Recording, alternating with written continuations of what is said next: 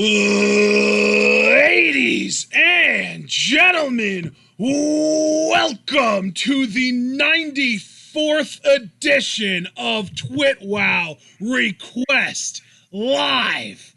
We are live reacting today to Survivor Series 2003 at the behest of our boy, the Chiefin. Thank you again to the Chiefin for his consistent patronage for the TWitWoW channel. We appreciate it very much, Chiefin.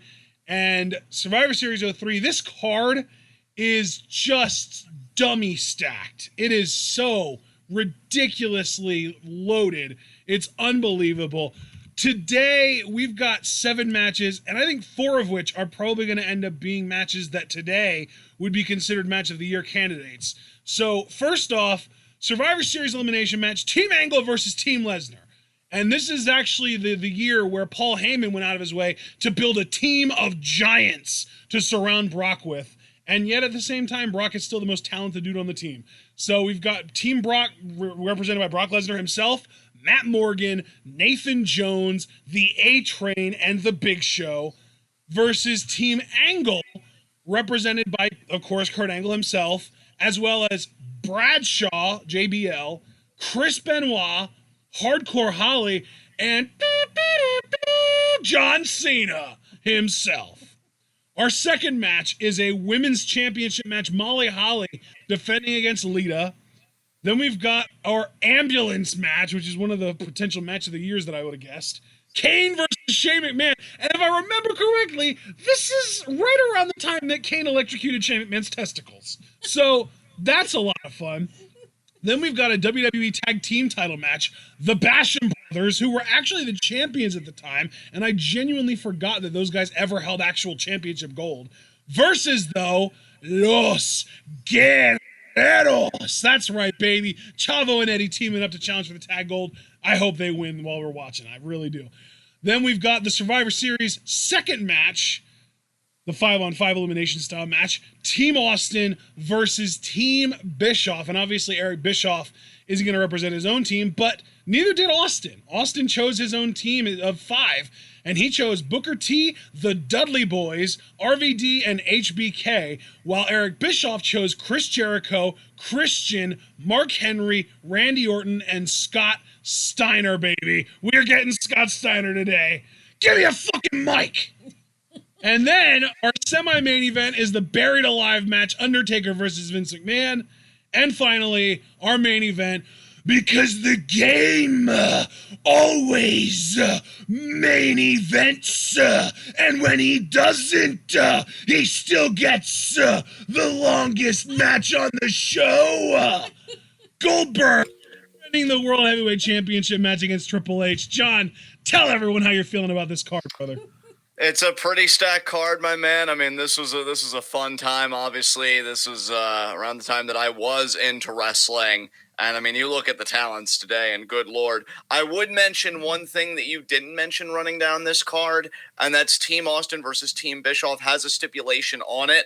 Austin was co-general manager of Raw at this time with Eric Bischoff, but he couldn't be Stone Cold Steve Austin because he likes stunning heels and raising hell and all that stuff. Right. But he couldn't physically put his hands on talent as co-general manager. So Bischoff said, hey, Austin, if your team wins at Survivor Series, that no contact rule, gone like that. But if Bischoff's team wins, because Bischoff just found Austin to be a complete and utter headache, Austin would have to leave as co-general manager, giving Bischoff sole control of Monday Night Raw. I like that. I'm really glad that you remember that. That's actually interesting. That adds more intrigue to the match. So yeah, I just wanted, because you didn't mention that part, I just wanted to kind of mention. I didn't mention it because I didn't know it. Well, then you learned today. I did. TIL, baby. TIL. But yeah, it seems like a really fun card. Let's get into it, guys. Absolutely. And I just want everyone to know, we're not actually watching this on the network. We have this downloaded as a video because we don't want to worry about any potential buffering. The video that we're going to be watching this is 2 hours and 51 minutes long. And we are going to watch this thing from beginning to end. We are not skipping around. We are starting at 000. So hopefully you're all able to join us. We will be doing sync ups for every bell ring. So if you're not able to join us immediately, go to the next time you find a bell ringing and wait for us to say something about it, because that'll be the way to sync up with us. That said, though, let's get on into this thing. John, you have this pulled up at 000? Yes, I do. 3, 2, 1, go. Hang on, my video didn't play for some reason. I'm just gonna rewind and we'll just start again. Yeah, that's frustrating. I'm gonna hit play real quick to make sure that the play button works. Okay, it does. Now I'll rewind back to 000.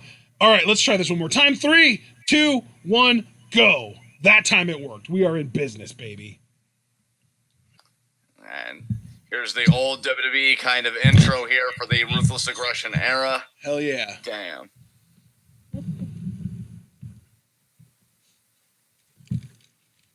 Wow.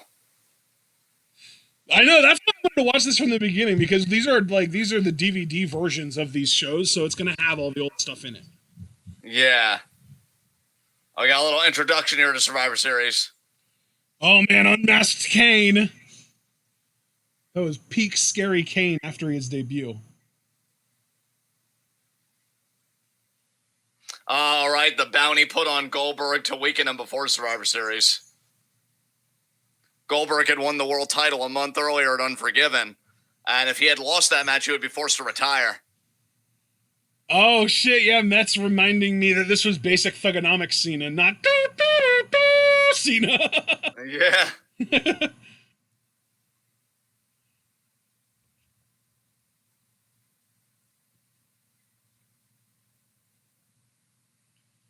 Oh man, I can't wait for my mom to swoon over Matt Morgan. Yeah. She used to be really into him, if I remember correctly. She is here with us, by the way, everyone. My mom is watching this with us. I told her about that we were doing this, and I told her about the card and how this was basically from like the most stacked roster in WWE history, because this was after the invasion angle was over, and the invasion angle obviously was bad, but they still had all that WCW talent. Although I think by this time the NWO guys were long gone, so we didn't get like Paul and Hogan on this show. But still, I mean, there are a lot of people that would argue that that's addition by subtraction. So Defy destiny, cheat fate. Man, this narration. Wow. Survive. Oh my god, we just got to see Undertaker bury AJ Styles, and now we're going to get to watch him either bury Vince McMahon or get buried by Vince McMahon. I don't know, because I don't remember the show at all. I actually do remember this show pretty well for the most part. I'm going to be tight-lipped for those that don't. Yes, please, thank you. And we got the pyro here.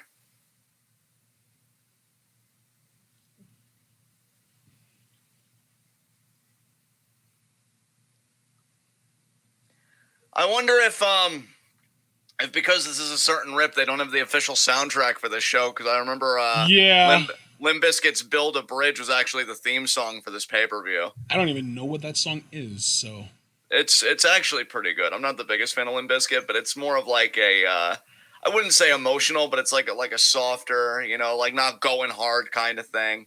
Oh shit! Here we go. You think you're untouchable? Oh my god. Word life. Oh my god, this song, this entrance. I don't think you realize how much of a John Cena fan I was back then. Like, I started a fucking chain gang on one of the websites that I frequented. I started a chain gang there. I wore and this is probably the most embarrassing thing. I was obsessed with spinners. Right. And I had my grandma buy me shoes with spinners in them. Oh my god. Yeah. I love it though. You come by it honestly. Oh. I fucking loved Cena, dude. I had his album, his CD that he put out. I had that and everything. This whole pay-per-view is ass backwards. The main event is on first. Oh my god. Yeah. Matt Morgan. They don't even stand a chance. I guess. Oh, I guess Shane and King gonna have to make some room in that ambulance. Okay. Oh boy.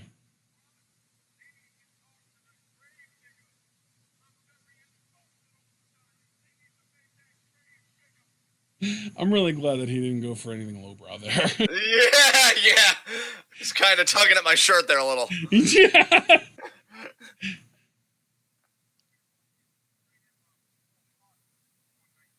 Oh.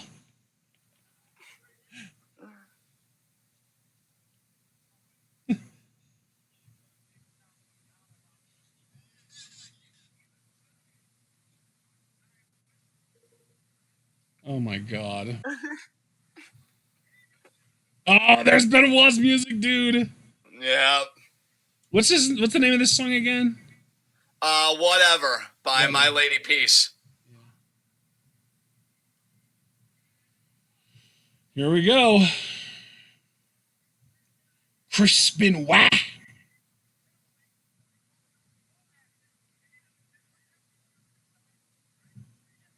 Yeah, it's quite funny to me that Angle and Benoit are on the same team, because we know that January of this year they had that classic Royal Rumble WWE Championship match, rivalry well documented, and in 2002 at No Mercy, that would be in October, a month before Survivor Series, which would be in November. They actually became the inaugural SmackDown Tag Team Champions.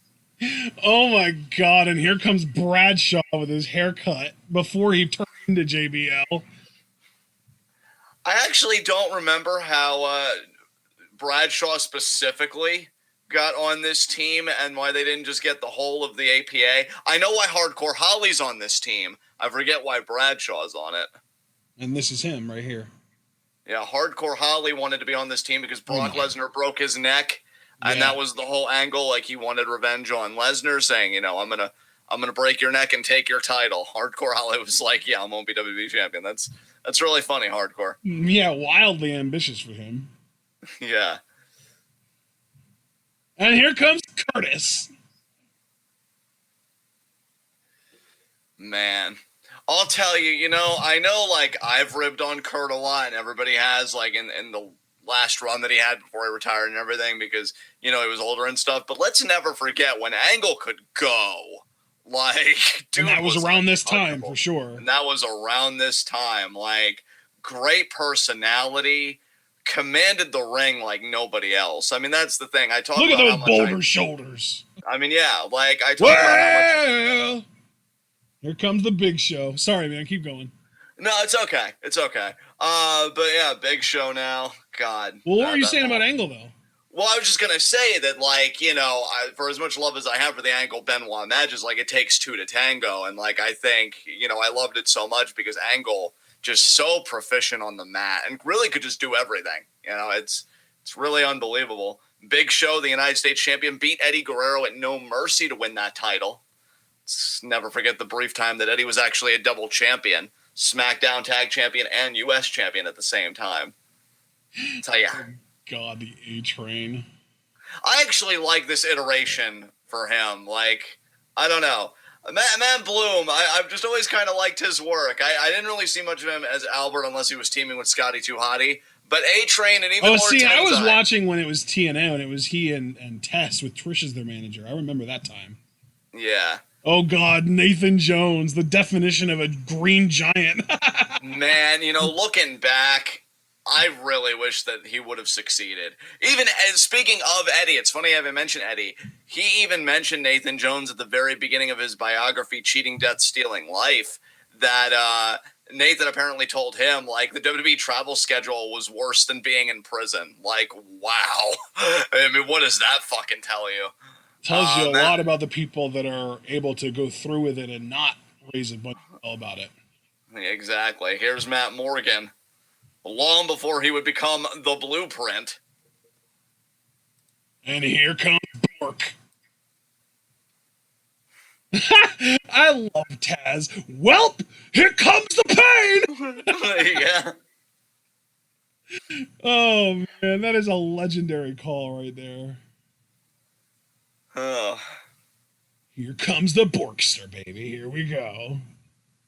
WWE champion. I gotta tell you, I love that iteration of the WWE title. It's always gonna be one of my favorites. And it Jesus Christ! There's the pyro, and there you go. Oh, he got attacked, Holly! Holy shit! Okay.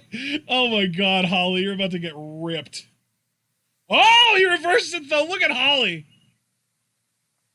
Hammering away on Brock again. That just hatred. Oh, Oh my God. Was that Nick Patrick?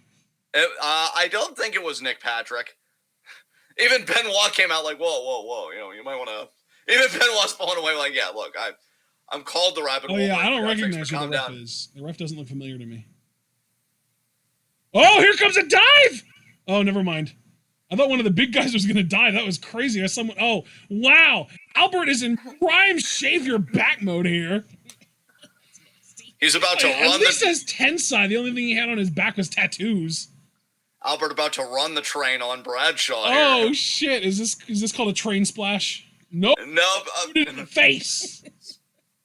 And now, I want to see a clothesline from oh, hell. Here it comes! There it is, baby! Yes! That's gonna do it! Yeah! I gotta say, in hindsight, it's actually a bit surprising that one of the people that could actually work was one of the earliest eliminated in the match, because you already mentioned how, like, Albert, yeah. Nathan, yeah. Because, like, whatever you feel about Albert, is he gonna do it again? Oh, no, never mind. Okay. Nope, this is gonna be it for Bradshaw. 1, 2, 3. There you go. It's hard to believe that over a year later, dude, like, Bradshaw and Big Show have that whole run, and him and Bradshaw, Big Show and Bradshaw would actually have the feud for the WWE title, culminating in a barbed wire steel cage match. Oh my God. God. How characters change. Honestly, how characters change is sometimes boy. really fascinating. Yeah, here comes Lesnar. Or Cena. God, Lesnar's heel run at this time. Never forget that this was the heel iteration of Brock that not only F5 Zach Gowen's good leg into a ring post, and also threw Zach Gowen down a flight of stairs. So anybody that ever believed Brock Lesnar couldn't be a comedy wrestler, I disagree. And John Cena now. Duck. Nice little spear there by Cena. Almost looked like he was going for a chop block, because you see Lesnar's kind of favoring the leg a little bit. It looked more like a spear. Yeah.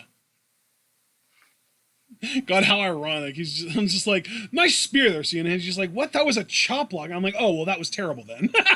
And then Cena's just like, well, at least it wasn't a hug like Edge. Yeah. 2, nope. Oh my God, the explosiveness of Lesnar, I'll tell you. Abel in chat said, this is peak pro wrestling. Just a bunch of big sweaty dudes, juicy gills. Hell yeah, Abel, you get it. Neither by Matt Morgan. Did Matt Morgan still have the stuttering gimmick at this time, or no? I don't think I have no clue, dude. You're asking the wrong person. Yeah, I am asking the wrong person, but I don't think he did. The stuff Same way. The stuff that I actually retain and remember about WWE is everything since like the turn of the decade, like 2010s. I remember anything before that is hazy at best. Sidewalk slam there. Because I remember Nathan Jones' first stint with the company, he was kind of like the protege of the Undertaker. Unless it's fucking In Your House Generation X 97. I remember that shit like the back of my hand. I could probably recite that shit. You know what I mean? Yeah. Because I had that on VHS. Somebody in my house taped it, and I was able to watch that as many times as I wanted to. So Nathan Jones, who, you know, looking at him now, seems like the evolved form of Dan Matha. And yeah, dude, he does. Slam. What the hell? He looks like Dan Matha and Luther Reigns had a love child, and it got taller than both of them. Honestly, looking at his frame and his build, it's almost like Super Boo absorbed Dan Matha, and out came Nathan Jones. Yes.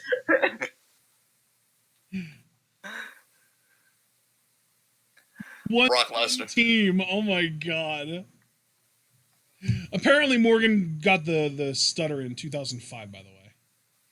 Oh, 2005? I don't remember. You know what? Then I must have gotten my dates backwards, because I know Nathan Jones was with the company like prior to this match again as the protege of the Undertaker. It's Matt Morgan's dates I got mixed up. And by the way, in case anybody's wondering, Hardcore Holly, I think they wrote like got disqualified because of his outburst and everything and shoving because the he shoved the ref, yeah. So Team Angle has 3 members, whereas Team Monster / Lesnar still has 4 here. Yeah. Yo, that Irish whip into the corner wrecked Brock's face. I mean, that's back, but you get the idea. That's why I always loved Chris, man. Oh, that snap suplex, Jesus Christ. Yeah. Just because of his size and his build, he didn't give a fuck. Like, he beat the shit out of you no matter what you want. Oh, my God. Yeah. God, that's the real tragedy of, like, sports like this and football and stuff like that, is that the really exhilarating stuff, the really breathtaking stuff is always when the aggression's at its zenith, but that's also when it's at its most damaging. So it's like, I care about people, but this is just really entertaining to watch at the same time. Oh, God, this military press by the Big Show. He's going to throw him out over the top. Oh, no, he just dropped him. Jesus Christ. God, when you have that kind of dominance that you can just do whatever you want to somebody, that's what it's like being the Big Show. Who can stop a giant? I think he's even screaming that now. I'm a giant, Chris. Didn't anyone ever tell you? I already knew. I'm bearing witness to it with mine own eyes.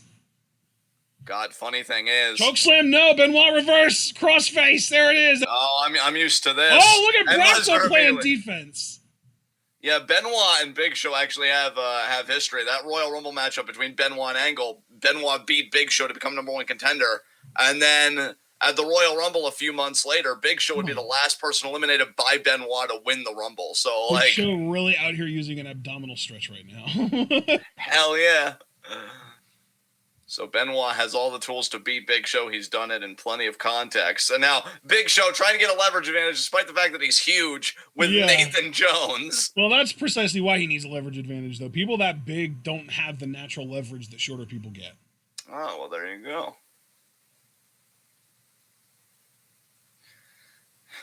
Benoit there. Toothless aggression. Yeah, I just saw that camera got up close in those gaps, about to travel in the mouth.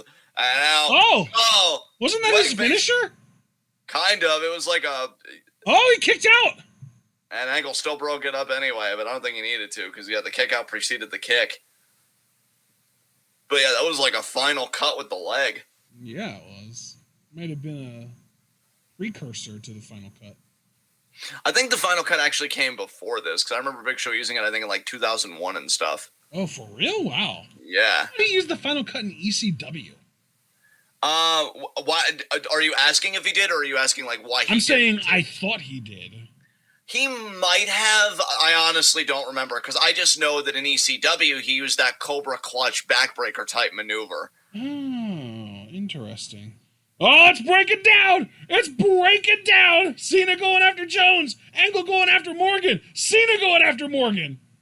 I literally can't handle all of this girth right now. I mean, the only person that has significant girth here is Big Show. Everyone else, pretty normal girth. Yeah. Although Brock's a little on the thick side, but that's, he's no one in this match compares to the Big Show's girth. Here comes Matt Morgan. Here comes Matt Morgan, the old blueprint. Before he became the blueprint. I actually did like him a bit in TNA. I don't know if I ever would have put the world title on him, maybe for like a quick run, but... He was like, I think the worst thing that they did with him was put him with Crimson. Yeah. Oh, and for that boot. Oh, but Benoit, though, nice drop kick to the knee. I forget, who was he? Was he in a team with Hernandez at one point in TNA? He was, and I loved them as a team. I thought they were. I was trying to remember if that was what it was. I fucking loved that team. See, now, Hernandez was a guy, speaking of people just as single stars, that I wish TNA would have pushed more. Because that actually was, the idea of look at Angle. Stuff was just so cool. Angle's dominating right now. Oh, but Brock. Here comes Brock. I love that Brock just lets these gigantic human beings fly after Kurt and get taken down. But Brock, being the only guy on his team with actual technique, comes in and is able to handle Kurt. I love that. Oh my God, Nathan Jones devastating Matthews' face. With the boot, yeah, I saw that. Yeah. I mean, if Matt was as phallic this is going to do it. Angle slam to Matt Morgan, that's it. That is it. Oh no, I saw Nathan Jones was in. No. Oh, but I guess he didn't get there in time. Okay. Yeah. It's a shame that Nathan Jones didn't get kicked in the head. Oh, this is going to be... Oh, another miscommunication here. That was always going to backfire. There goes Big Show. Oh, and now Kurt's going to ankle lock Nathan Jones for the tap-out win. For the elimination, down, rather. you see that? Yep, the straps are down. Ankle feeling that intensity. And there's the tap. It's down to 2 on 3, baby. Oh, but here's Brock. Here's Brock. F5, that's going to do it. Oh, no, he's not even going for the pin. Oh, yeah, he is. That's going to... might not do it. No, that did it. Okay. Wow. Lesnar really had Angle's always number. Been that protected? Yeah, I mean, it's crazy that he had Angle's number in that way because Brock, you saw he is the WWE champion at this time. He regained it at the expense of Kurt Angle in that Iron Man match on SmackDown where he cheated like 90% of the way like through it. And yeah, he just owned him again after 1 F5. There you go, Chris. Shoulder there. He's going to work over the shoulder there for the crossface. So this really is coming down to 2-on-2 Benoit and Cena versus Lesnar and Big Show. And honestly, given how WrestleMania 20 would turn out for these two guys, it actually makes sense in hindsight that they would build them up like this. Kicks here. Really working over that arm. 20 Benoit and Eddie? Not Benoit and Cena? Well, true, but Cena did become U.S. champion at WrestleMania. Oh, U.S. champion, that's right. So I'm just saying more in the context of they're getting pushed. Was that when he actually beat Big Show for the U.S. title? That's correct. Oh, see, that's interesting. Do you remember what Brock did on that show? What Brock did at WrestleMania 20? He had that infamous match with Goldberg that got shit on. Oh, wow, that's rough. Oh, what a counter! Crossface! Slipped out of the F5 into the crossface. Is that gonna quit? Is Lesnar about to tap? No. Cena's keeping Big Show. Oh, no, Lesnar reversed. Yeah. Count it, ref. Fuck. This ref sucks. Oh, back into the crossface, but Lesnar has his foot on the rope. 1, 2, 3. And one out. Oh, still just all over Lesnar right now. He is so intense. Well, Benoit has to figure, look, Lesnar's the WWE champion. Oh, and again, has to figure Lesnar's the WWE champion. If I can get the WWE champion to tap out, that puts me in the title hunt here. Yeah, man. And for Benoit, being world champion is everything. It's his life's That's work. It, he's and there it is. Oh He's tapping out. I didn't think Brock ever tapped. What the hell? Well, you have to keep in mind, just to give you context now that we've seen it and I didn't spoil it, Lesnar had tapped before this because he tapped to Kurt Angle at SummerSlam that year when Angle was a babyface. So Lesnar has tapped before. That's not like that this was like setting a new precedent. Now Benoit into the corner there. Nice drop kick to the knee of Big Show. Benoit just surviving at the aptly named Survivor Series. Oh, could be shades of Dynamite. This whole thing is designed to have John Cena lift Big Show and have it be a big deal. They teased it earlier in the match. I'm feeling it. I'm honestly surprised because, again, I don't remember everything about this match. That Benoit still did the headbutt, but he almost did like a Honma-style Kokeshi with like a standing Big Show. I've never seen that. It's crazy. And it's got the arm. And, was that a tag? Or was that, tag, yeah, the ref's calling it a tag. Oh my God. He's going to try and pin Chris after this. But Chris isn't legal. Oh, and here's Cena. Steel chain to the crowd. The pop for Cena. And there he got him up. And here's the FU. Boom, baby. That's it. 1, 2, 3. That's it. Steel chain to the skull, and the FU gets the job done. I didn't even see the steel chain. I guess he's good enough at hiding it. If I didn't see it, we know the ref didn't see it because he didn't. Oh yeah, bro, I saw it because if you notice, like after the punch, Big Show was stunned. And you're not gonna be that stunned if you're the Big Show by one human punch. No, there was some steel to that punch. That's why I was able to get him up for the FU, which again is very similar to how he would win at WrestleMania 20, the U.S. title. Oh man. Oh, there's Sign Guy. I don't care. God. Sign Guy. Just seeing the "you can't see me" sign. Nice little hand motion there. I see it.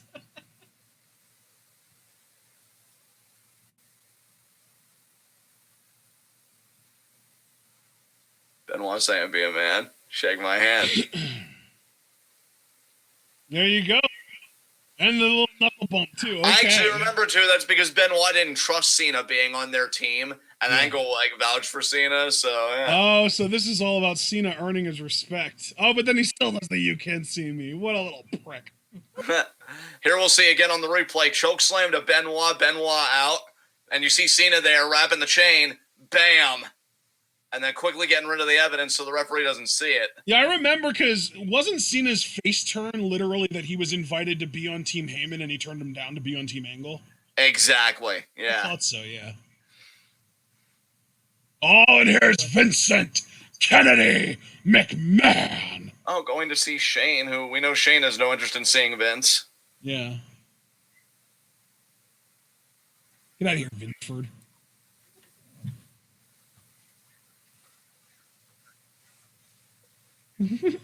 Should be a great one.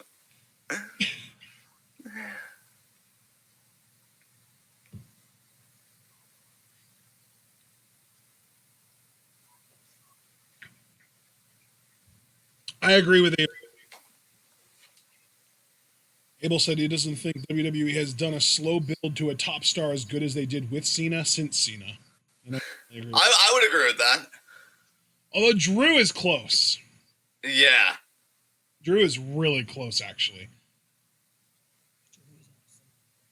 It just depends on how well they maintain his momentum and if they don't drop the ball. Because I do think that the build for him was pretty close to perfect. I think Shane says the only thing I feel right now is sorry for you. Vince says he feels protected by a higher power.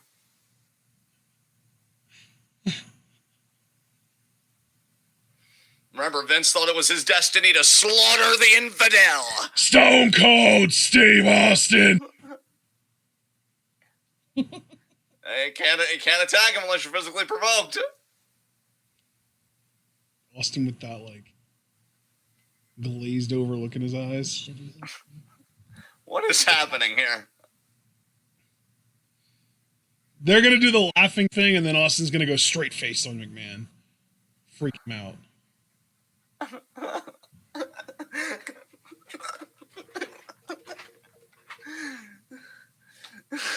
Yeah, told you.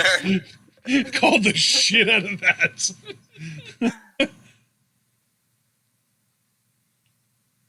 And it just walks off. That was the weirdest thing I've ever seen. And even Vince is like, did I win? Yeah, that's definitely what it came off as, for sure. Oh, JR and the King! JR the King Lawler here. This is when I could still say puppies, JR. Ugh. Oh, yeah, but wasn't he, like, not a fan of Molly Holly? I can't comment on that because I honestly don't know. Would surprise me if he wasn't. This was post Right to Censor, I think. Yeah. Not that Molly was even in that. God, that gimmick was too ahead of its time. Oh, here comes Lita.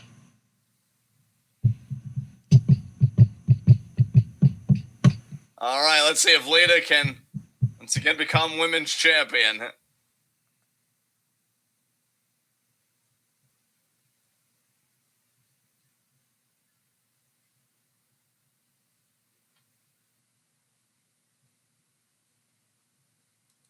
JR talking about the recovery from surgery that Lita has dealt with. Very cool.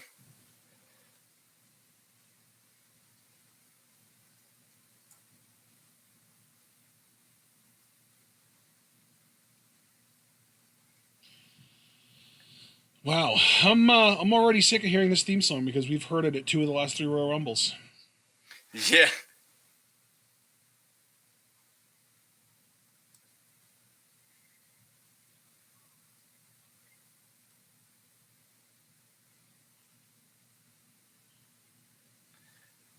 So is this before or after Trish Stratus said that Molly Holly had a fat ass?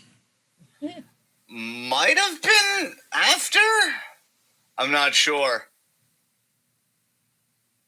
It's funny you mentioned the Trish, though, because JR making the point that the Women's Championship was reinstituted at Survivor Series 2 years ago. And Trish Stratus actually won that. I think it was a 6-pack challenge to see who would be the new women's champion. God, has any comment aged more poorly? I'm sure there have been a lot, but like, how poorly has the idea that Trish saying that Molly Holly had a fat ass was an insult? How poorly has that aged? Yeah. Like, nowadays, if anybody would say that a woman has a fat ass on TV, I mean, I'm sure that they would probably at least feel at least somewhat insulted. But, like, it's definitely considered more of a compliment these days than an insult. Yeah. And Lita now, oh my God, ramming Molly's head right into the apron there. Curious how much time this match will get, because this was before the Revolution, y'all. Yeah, so I'm guessing like 3-4 minutes. I thought Lita honestly was going to go for a twist of fate there. She has the front face She's lock. going for a suplex. That was a pretty good. Wow, she tossed Molly. Wow. Dude, have you ever seen China working in Japan? No. It's a sight to behold. In a good way? Oh my God! Oh, wow. I know Lita got injured a lot, but I don't think that was one of the times that she got injured. Well, again, I mean, JR was talking about on her way to the ring, like her recovery, I believe, from neck surgery. But, was that from when she went full Scorpion? Might have been. Like when, wait, no, are you talking about when you say full Scorpion? You're talking about the match with Trish, aren't you? The tope, yeah, the tope where she went. Yeah, that was next year. That was 2004. So that was this was before this. So her neck is just fucked. Yeah, but just to kind of touch on it just very quickly, you mentioning China and Japan, and you said it's a sight to behold. I asked, is it like in a good way or in a bizarre way? Like, kick out there by Lita. Hello? Oh, I'm sorry. Dude, I apologize. I was in my own little world there. I was reading chat and I was paying attention to the match and thinking about how weird it is that the crowd is just not reacting at all. And then I was like, oh yeah, they had been trained not to think about these women as wrestlers for decades. But anyway, right. I apologize for ignoring what you said, but what did you say? I said, you mentioned China and Japan, and I said, like, oh, how as you said, it's a sight to behold, and I wanted context. Is it like a bizarre thing, an amazing thing? Well, because she actually fucking worked. Like, she did, like, actual wrestling moves. Like, it wasn't WWE style, like, lock up, side headlock, throw you off. Like, it wasn't a formula. It was literally, like, she was doing fucking ranas, dude. Holy shit. You know what, though, dude? The funny thing is, you look at some of Hogan's stuff in Japan, and I'm not saying he was like a technical wizard, but like... He was so good! I actually just saw a clip of him the other day. He was doing fucking enzuigiris and Northern Lights suplexes and like regular suplexes and his finisher wasn't even the leg drop. It was a fucking clothesline that they called Axe Bomba! Yeah, like, a lot of Hulk Hogan fans that I guess are familiar with his Japanese stuff, that's how they'll always defend him, like, against people that say Hulk could never work. It's like, watch his Japan stuff. So Hulk really... is like, that's the thing, like, I cannot stand the human being Terry Bollea, but as a worker, the dude was a fucking genius, because he literally was able to work a style that got him over in 2 different countries, and they were completely opposite styles. And, like, he basically did the bare minimum to get by and got super duper over regardless of how little effort he was putting in. Like, he worked in Japan the style that the Japanese people like to see. He got over big time as a heel over there. He was the first ever IWGP heavyweight champion, and to the point that they were embarrassed by it and had to literally rewrite that championship's history by making a new title with new lineage. And then he did the same shit in WWF with their big title. Like, he was the fucking king of that promotion for like a decade. And then he goes to WCW, turns heel, and is back to being the top star in all of wrestling for like a 5 or 6 year period. And then he comes back to WWE and does it again for a year or 2. What the hell, man? I mean, Terry Bollea as a person is trash, but as a worker, like, everybody should aspire for that kind of career. Yeah. That's why the closest I would say to Hulk Hogan in a different way would be a Brock Lesnar, because the guy does the bare minimum and he makes a shit ton of money. Like, and I'm sorry, we as fans at times may hate it, but when I'm thinking more pragmatically, more soberly, like, why break your neck to make $1 million? And even then, what does Brock Lesnar do consistently that's going to cause him long-term damage? His finisher is him lifting someone up and throwing them. Like, even Hogan didn't get that right. That dude he has said before that he has shrunk about 3 inches since his peak height because of the leg drop. Which you look at the leg Spinal drop. compression. Oh, wow.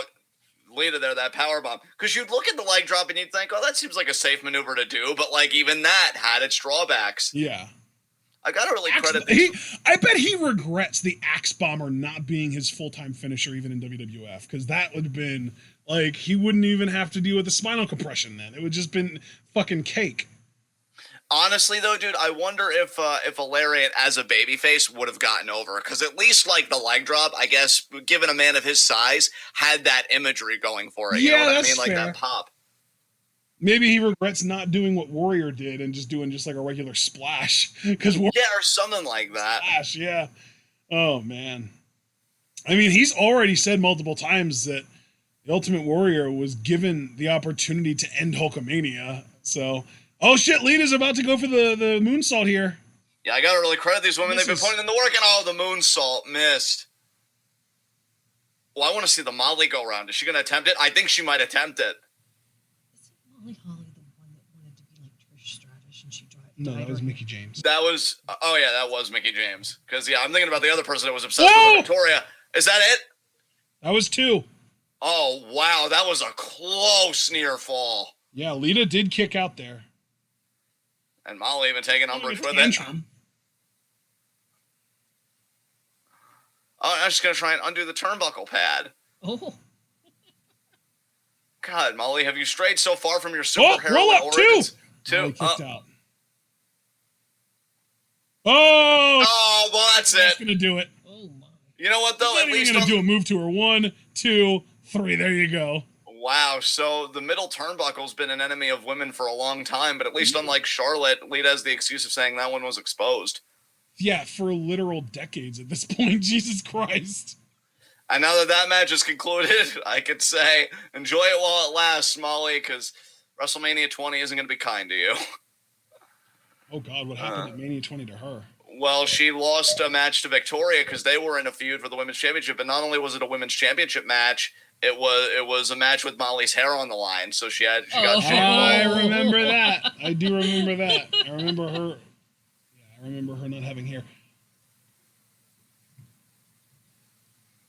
Sometimes sad though, because Molly was a genuinely solid worker. She just came along in the wrong time. But then maybe if you asked her, she came along in the right time to just try and show wrestling to certain audiences and plus kind of build it made her up. stand out. Like if she came around today, I don't think she's a good worker, but she's not a good enough worker to stand out today. Right. Ambulance match time. Oh my God. Man, as a kid, I gotta this was the 4th match on the card. Have there been 3 matches already? No. Yeah, this is the 3rd match. In the Los Guerreros. I think you had them. Didn't you have them as farther down in the description? I don't have it pulled up, so I can't say. I thought you had this. Oh, yeah, as the I 3rd did. match. Huh. Yeah, Kane's Uncle Fester looking ass. This is the 3rd match. Okay. But, yeah, I remember as a kid just being so psyched by this feud because Kane at this time was, like, genuinely terrifying, and I have to give WWE credit for that. Like, between setting Jim Ross on fire, tombstoning Linda on the stage, and then seeing Shane's courage, like, doing this crazy shit. Yeah. Like, I think why I liked it so much in hindsight as a kid was I feel like Shane was all of us if we were in a horror movie and we just knew we had to survive. Like, all this shit he would do, it's like, yeah, I would do that to a Mike Myers or a Jason Voorhees, and they really did. It was like a horror movie meets wrestling in the best way without any of the... It's funny because, like, obviously, I don't even know if it could have fully happened because Bryan had health issues, but I almost wish that this is what Daniel Bryan versus Kane would have been.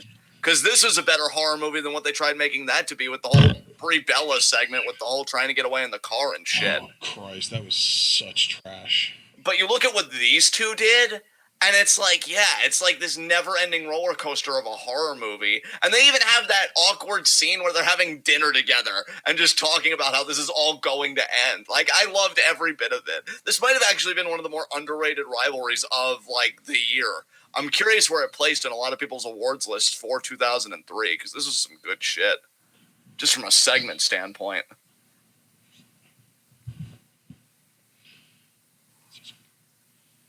Ambulance match! Rest in Fink. Yeah, I was going to say rest in power, Fink. Absolutely, that iconic voice.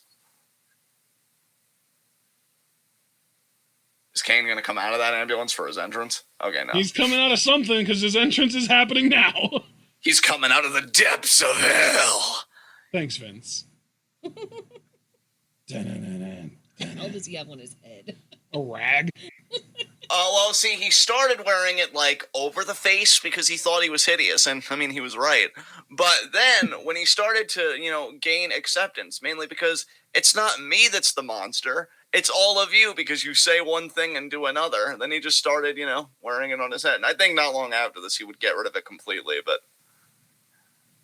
he was still coming to terms with his new scarred identity. There we go. I love this song so much. I just loved Kane at this time, including the theme song. His packaging was so good in 0203. Return. What did that sign say? Mirrors fear Kane. Ah. Because he's ugly.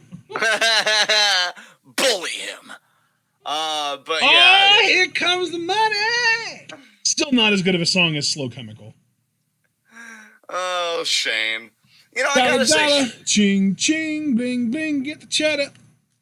gotta give ups to the whole McMahon family, because except for Vince, I feel like I liked Shane and Stephanie both, whether they were heel or babyface, but Vince is just always going to be a heel to me. Him trying to be babyface is, it's weird. Yeah.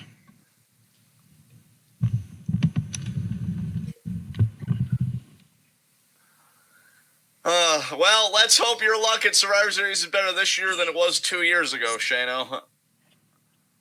And charges at Kane. Oh my God, Shane. And immediately, Oh my God.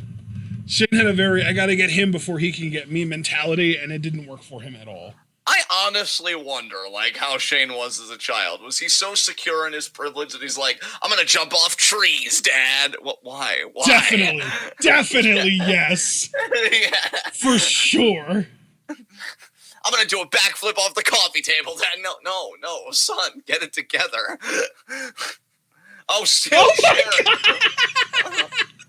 That sound was amazing. That dong. I don't even know how this is supposed to hurt Kane, but whatever. Maybe I it's think just supposed to in ring in his ears. kayfabe, he was supposed to be sending vibrations through the stairs and making them vibrate Kane's face, and I imagine that would hurt. I'm gonna turn your brain into soup. Now that would hurt. Yeah, monitor would hurt for sure. Television monitor to the face. Yeah, and this was when they were heavier and more substantial. And this is why I wish Otunga was on commentary. What? If you ask me, I think it's an improvement. And now setting Kane up on the table. You and your Otunga. He's perfect. Oh I apologize. God. Oh, damn. I'm telling you, dude, just like a horror movie. So much better than what Bryan and Kane would try and create. Oh, he's going for the elbow drop. Bad leap. Shane, you madman. I live for nothing else. There it is. And there it is. He'd do it without a pad, too. I think Shane's just so comfortable in his own wealth that he's still pretty convinced that they'll find some life-preserving technology. Immortality, yeah, exactly. Yeah, that he won't have to pay for these mistakes. Oh my God. I'm not poor like you people. I can do this shit without consequence. Oh man, his heel run last year. Holy shit. It went on. Oh my God. Oh my God. He's egging him on. I love it. Shane is every kid's dream in a horror movie. It's what every kid thinks they would do in an actual horror movie, but not what they would actually do. God, he had such a great babyface motive, too. He was just protecting his family because, again, Linda got tombstone on the stage. And, you thought that he would have spiked her so hard on the stage that some personality would have gone into her, but nope. And Shane now trying to lead Kane somewhere.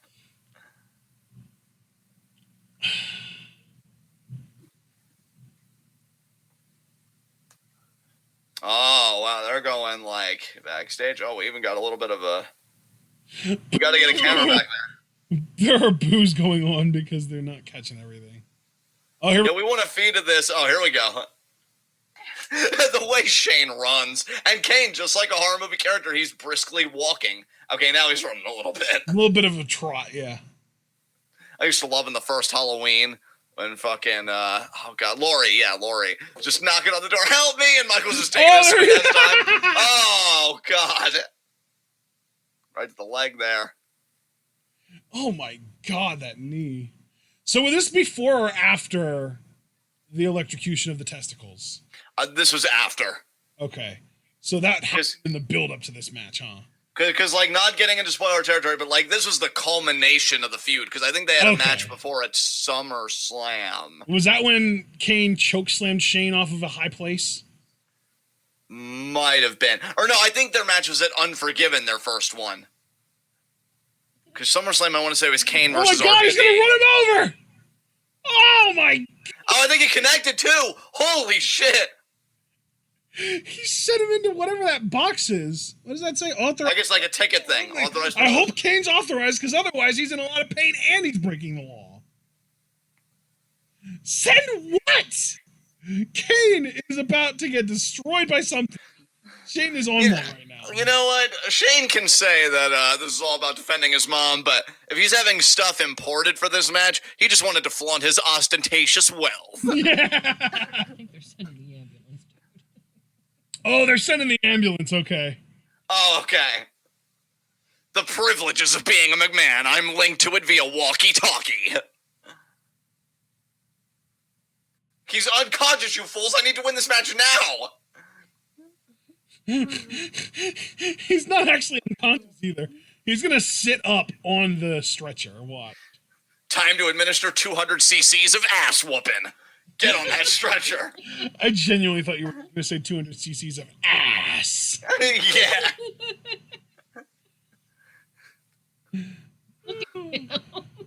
Now Kane's Uncle Fester looking at sitting up. There's the throttle setup. Oh my God. And he's taking it back to the, oh God. Oh.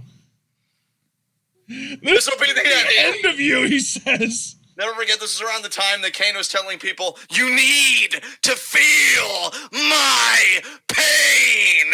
God, Kane was so angry. Oh my God, the camera cut out again. Boo! This is some shoddy ass camera work, y'all. Oh, here we go. At least WWE quickly recovered, which is more than I could say on some of their pay-per-views in the past. And Kane now. Oh, God. Right hand there.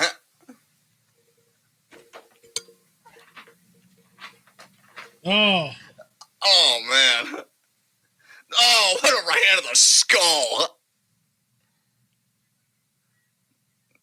And Shane now under the curtain. Excuse me.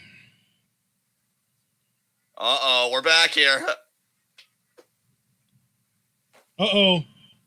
Oh, I thought he was going to chokeslam him. He has his hand open like he was going to throttle his throat. And now, Kane going to take Shane. Oh, gee. Oh, wow. Okay, they're near the ambulance here. Oh, man. Oh! Oh! Oh, my God. That shot from Shane was the ultimate. Yeah.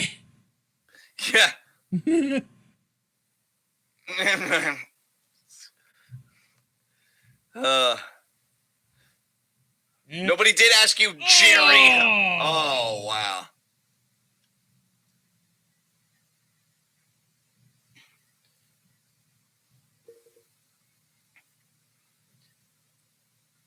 Yeah. Oh, geez. Lawn dart incoming. No. Oh, Shane pushes Kane in the ambulance. Good job, Shane O'Mac. Oh, and again. 3 times there. Damn. Back to the knee. Shane's just like, you know what? I might not be able to knock his ass out, but I can make him unable to stand and get him in here by quick means. Oh, there we go. Oh, right to the face again. Yeah, ambulance door to the face.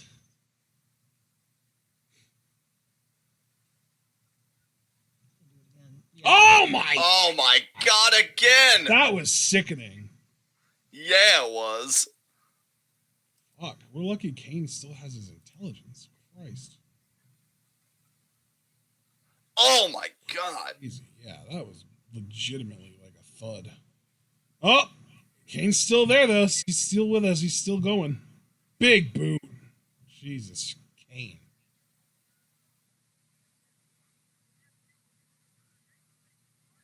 Boot there to Shane. Lawler was just like, I think we should remind everyone of the rules. There actually are no rules. Oh, Yeah. that's it. Oh, Kane wins. as the mayor of... Oh, God, Shane, never mind. Oh my God. He's back. Throwing punches. Right hooks, baby. God, and again... These are better than his meme punches, at least. Yeah. Oh, wow. Oh, look at that! A little parkour action. Oh, He's gonna work got right- to get it in He's every in. match. I'm surprised we haven't seen a shooting star, honestly. I feel like he does that in almost every big match, too. oh, he's got Kane now down on the floor here. Oh, what's he digging for here? Oh, Oh, here we go. now this is actually a spot that I remember. I know what's coming, but again, for those that don't, I'm going to just stay tight-lipped Clunk. here. Oh, wow, right to the head. Shane might have pulled a muscle there, might have tripped. Now he's got something here. Oh, my God. Just sitting that big old, whatever the hell it is, some kind of luggage case or something. I don't know what it is. Trapping, I think, Kane's legs Over his underneath leg, it. and another shot to the head there with the trash can. Oh, is he going to do like a coast to coast? I think he's back in that. Off the top of the ambulance? It's looking like it. We know nothing gets Shane more erect Shane, than you jumping are- off of things. Yeah, he is an absolute madman. How many times do you think he's been skydiving in his life? 0. Oh, my Oh, God, that was a full-blown coast-to-coast off the top of the ambulance onto, I guess it's some kind of crash pad or something, although it looks more like a cardboard box to me. But he landed on Kane's leg, that's the thing. Like, not only did he drop kick the trash can into his face, but he landed onto his leg, and his leg was, like, posted up onto the ramp. So, like, that would break a leg for sure. yeah. Break the leg of a normal man, but maybe not a monster like Kane, although that weight coming down on that speed, or with that speed, and Kane may be out of it here. Shane, Oh, there's no elevation change there. That was an optical illusion brought on by the changing color. and now Kane here, sitting up with assistance, actually. Shane gonna try Come and on, get Shadow Kane. Mac. Lift him better. There you go. You're like a 10th of the way done. Okay, now like third, not half. Now, oh, you're so close. Yo, just get his feet in. There's one. There's two. No. Yeah, no. You got it. Oh, he's got you by the throat. Oh my God. Oh, Jesus. Oh my God. Hey, keep your pants on in there. Yeah. We have no idea what's happening there. Oh, wow, just threw Shane out. Oh my God. Now he's gonna throw him right back in, isn't he? No. Oh, he threw him. And oh my God. Jesus. Yeah, my Kane just ate a coast to coast and he's already back to whipping Shane's ass. Yeah. Oh, now he's. Oh, I thought he was gonna go for the lawn dart there. Just slam him up against the side of the ambulance there. Oh, Oh my God. and a third time. Surprised we're not getting. Yeah, this is before Shane breathed like a mark. Oh, is he gonna do the lawn dart here? He is lawn dart. Ah! Oh, and he got it. Oh my God. Or a Must be hard for Jim Ross to call this match. given that Shane Kane's- like a human javelin. Must be hard for Jim Ross to call this match, given that Kane set him on fire. Yeah, that was relatively recent here too, wasn't it? That was definitely before this. Yeah, I think a bit before but it was this. post But yeah. unmasking, right? Yes, that's correct. And I thought that he was unmasked in like late 02 to early 03, wasn't he? Yeah, it sounds about right. Yeah. Was it before Mania 19? Did he wrestle unmasked at Mania 19? No, that was after. So I actually think it was 03. Because so it was mid 03, so it was really then. Yeah, oh, that's it. Yep, the old tombstone. And that Kane bleeding from the mouth. nobody ever kicked out of that time too. Nope, there you go. Well, Shane, you're rich, so healthcare won't be a problem for you going in this ambulance. And there you go, Kane with the win. Yep.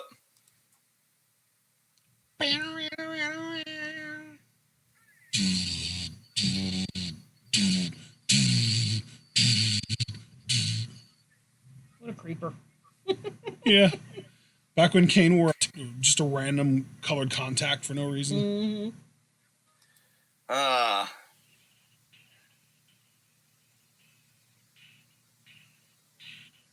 Kane ultimately wins this feud. The world is gone, I know for sure. All the wonder that I found in her. Love this song so much. And the flame returns. Who was this again? Slow Finger Chemical. 11. Yeah. Finger 11, that's right. Slow Chemical was the name of the song. Yeah.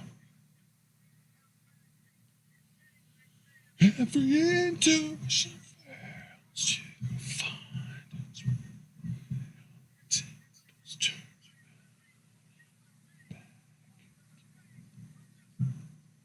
God, this song just so good. My God. Oh, and it's picking up. Here we go. Give me the drugs you know I'm after. What'd you say? So what's going on here? What do you mean? They're taking him. They're taking him to an I understand that, ambulance. but they stopped for some reason. I didn't know if he was trying to get out or. No. Okay. He's done. Okay. That was a tombstone. He's done. Okay. Chemical. God. Just at this point, I'm literally just enjoying the song. It's been so long. Yeah. It's probably been actual years since I've last heard this song, honestly. Dude, Yeah. he landed flat on his dome on that spot. Yeah.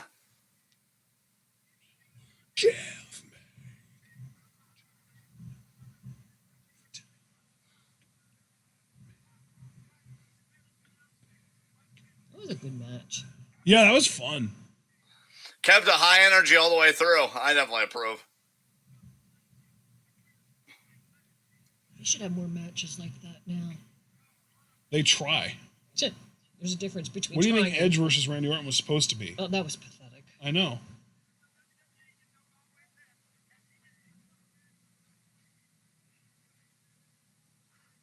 Oh, Brock Lesnar. oh my God, Josh Matthews. Are you only just trying to do your job, Josh? Yeah. Oh, Brock Lesnar said, I didn't lose.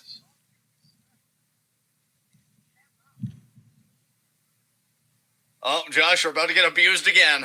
I want to see it. You tapped out. You tapped out. Oh.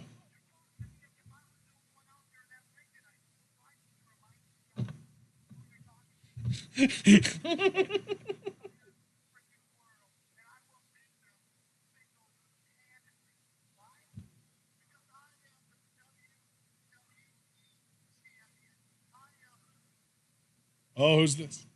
Cena? Goldberg! Oh shit! Oh, is this already building up to their WrestleMania match the following year? Wow. Yeah. Champ versus champ.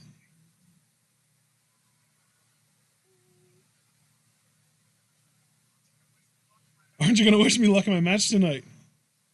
Oh my God. Wow. That was awkward. Oh, I loved it. Oh, the coach! Fuck is Coach coming out for? This is after he turned heel. Oh, I like how you have a naturally positive reaction to him. Oh, he's I just wearing a reject neck him. brace. And I just reject him outright because I fucking hated him on commentary. Yeah. Oh my god. Let's be real, the best thing about the coach was when The Rock picked on him. Yeah.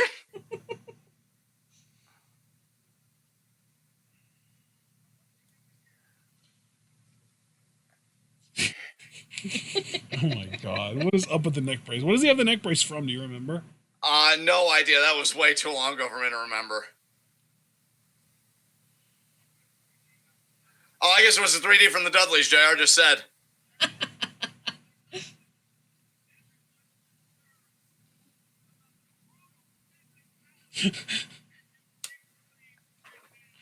What a fucking geek. Are you pulling through it, Coach? He said he's okay. Oh my. Thank goodness. Why are you feeding him? It's okay, Coach.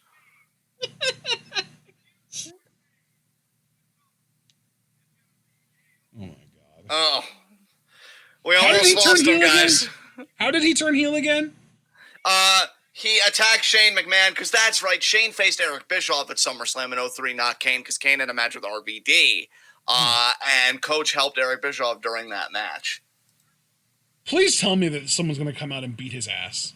Probably. He's an injured man. Why would they do that? We're pulling for you, Coach. Because he's a douche. Wait. What's happening? Here we go. What does he see?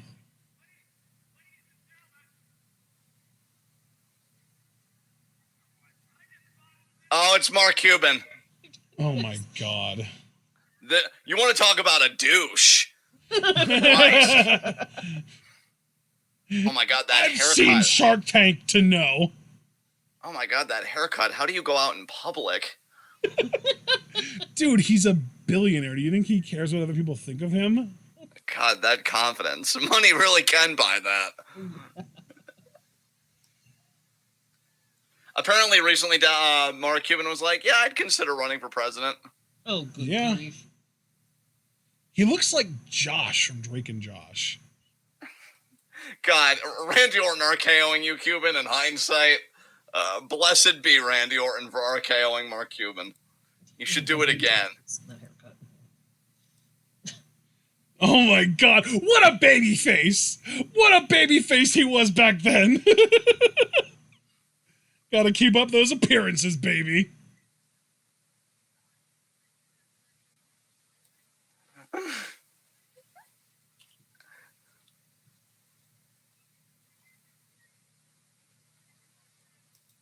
And yeah, I've lost interest in this. I just cared about Coach making a recovery. Mark Cuban is nothing to me. Uh-oh.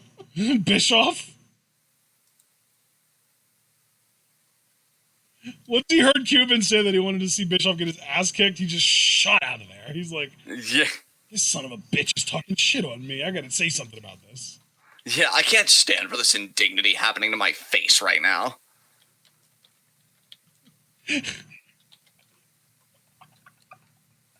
Oh my god.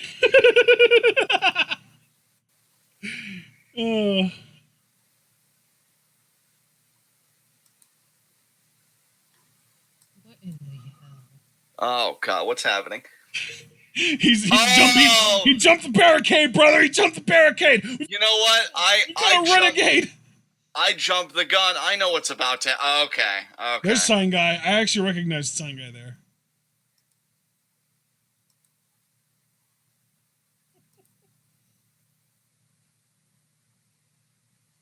Damn, Cuban's a lot bigger than Bischoff. Yeah, but Bischoff has a better haircut. Put him in his place, Eric. Did you hear my mom? What'd she say? Yeah, but Bischoff has a better haircut. Yeah. Fact, bestie.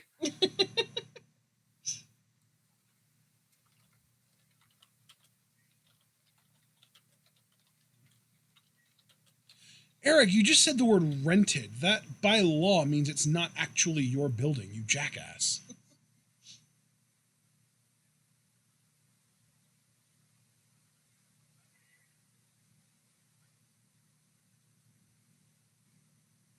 He shoved him. He shoved him. There you go, Mark. Ooh. Oh, here we go. And of course, Bischoff was an absolute Oh, here we go. gonna sell it. Oh, there's the RKO! Oh my god. That's what you were talking about earlier. Yeah, God, that was so good to witness. Yeah, look at that smarmy smile. This smug son of a bitch. Now I can say, with the exception of Mark Cuban, because I actually was a fan of young Randy Orton, I fucking love douchebags. Get the hell out of the ring, Cuban. It's appropriate that his first name's Evolution Mark. era too, because that's Evolution's theme song playing. That's right. And let's not forget later tonight, Orton is a mystery. Oh my god. So good. Let's not forget, too, Orton is a part of Team Bischoff later tonight. Are you okay, Mr. Cuban? It's okay, because Orton didn't damage the one thing that matters. Net worth. I love the double snap.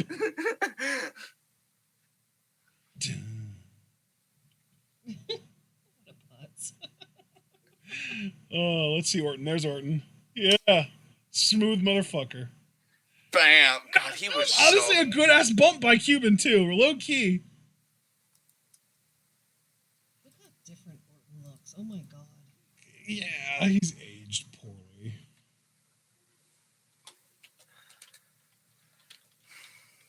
Yeah, he really has.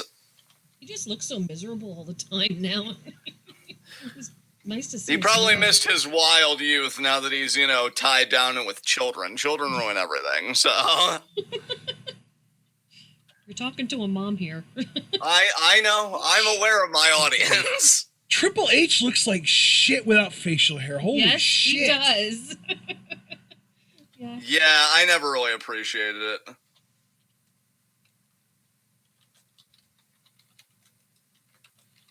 Abel, as far as billionaire cell jobs, Cuban's RKO cell is 1,000% better than Trump's stunner cell. Hell yeah! God, that's so true.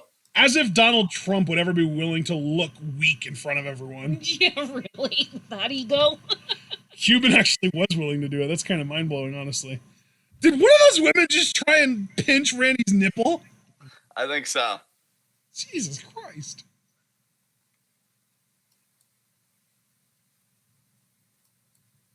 Oh, legendary, of course.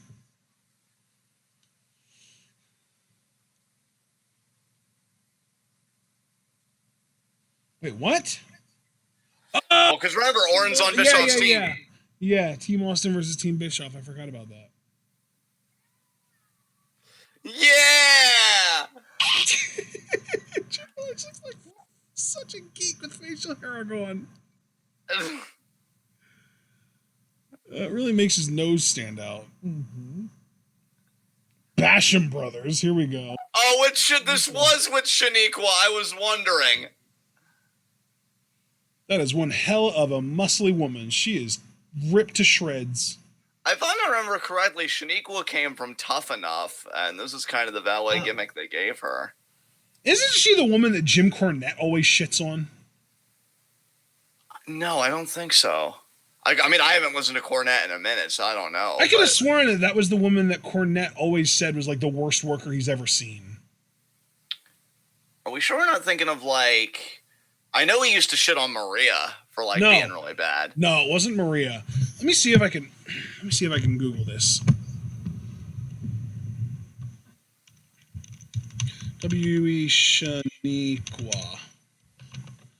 Yeah, Linda Miles. That's exactly who it is. It's Linda Miles. Yeah, Cornette has consistently over time said that Linda Miles is the worst worker he's ever seen. Wow, I stand corrected. I never knew that. So, Yeah. TIO. Yeah. Here we go. Lie, cheat, steal, baby. Los Guerreros. What a tag team. Los Guerreros.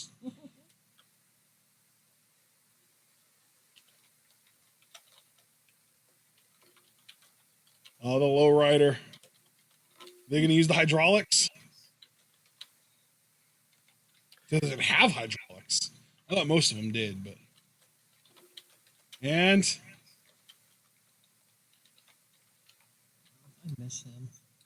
He was so good. oh, he's got spinners, though. Yeah. The rims are spinners. No hydraulics.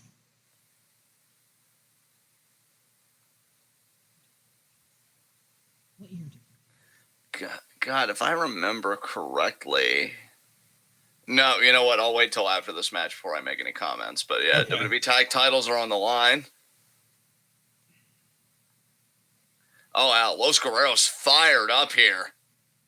And you have to wonder, I mean, Basham brothers, I mean, they were doing twin magic before. What it a was drop cool, kick. brother.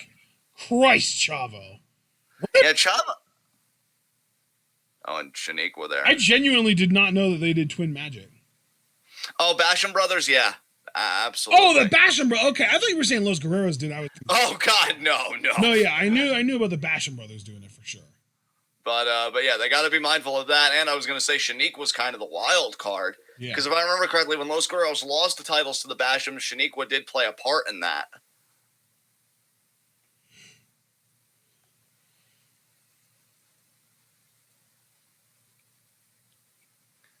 And elbow there by Chavo. Oh, fucking hell. Jesus Christ. I could always appreciate Chavo's in-ring ability more like on his own terms when he was in the tag team with Eddie, because I feel like Chavo just played really well in a tag team. I think it's also a lot to do with when he was a babyface, because I feel like he's one of those guys where when he's a heel, he slows everything down. Yeah.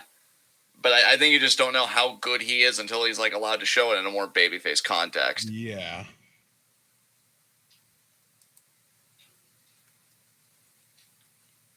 Yeah, because I personally don't remember having ever seen a babyface Chavo Guerrero before, so this is like a new experience for me. Exactly. Me either, man. Me either. Pin, Eddie, broken up by one of the Bashams. I don't know who's who. Is there a way to to make a distinction between the two of them? I guess I'll just keep my volume on and see if commentary says, like, oh, that one to die. But then after the fact, I don't even know how I'd hold on to it. I don't think there is, like, any distinguishing. Because I think that's what makes them effective as heels and being able to do the whole twin magic thing is, we can't let them know which one of us is which. Oh, it's going to be a Tope Atomico here. This is Danny. And Danny there gets a Tope Atomico there by Eddie. Mm-hmm. Eddie always made everything look so Dude, good. everything feels so much faster in this era than it is now. Dude, right? And it's funny because most wrestling today that like gets over is like that fast-paced crazy stuff, but this is like fast-paced, I don't know, to me in just a technically superior way. It's hard to put my finger on it. No, see, but I'm talking specifically WWE. Like today's like New Japan Junior matches are definitely faster than this in a lot of ways. Although I get like this has almost more of like a snappiness. Yeah. To today's stuff. But like just WWE, everything feels so fucking slow in WWE. Oh, and Shaniqua now first the Laird Eddie now scoop slam to Eddie on the floor. Damn. Christ. Like Shaniqua was one hell of an enforcer for the Bashams. We're gonna see again here. Who had a tractor mark? Oh, Basham's one of the covers here, and kick out there by Eddie. Forearm there. Another forearm.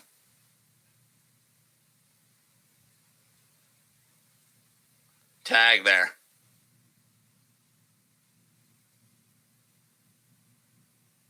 Slingshot suplex there. Pin to no. Attaboy, Eddie. Stay in this. Chavo very antsy seemingly to get the tag here. Eddie's definitely being grounded by the champions.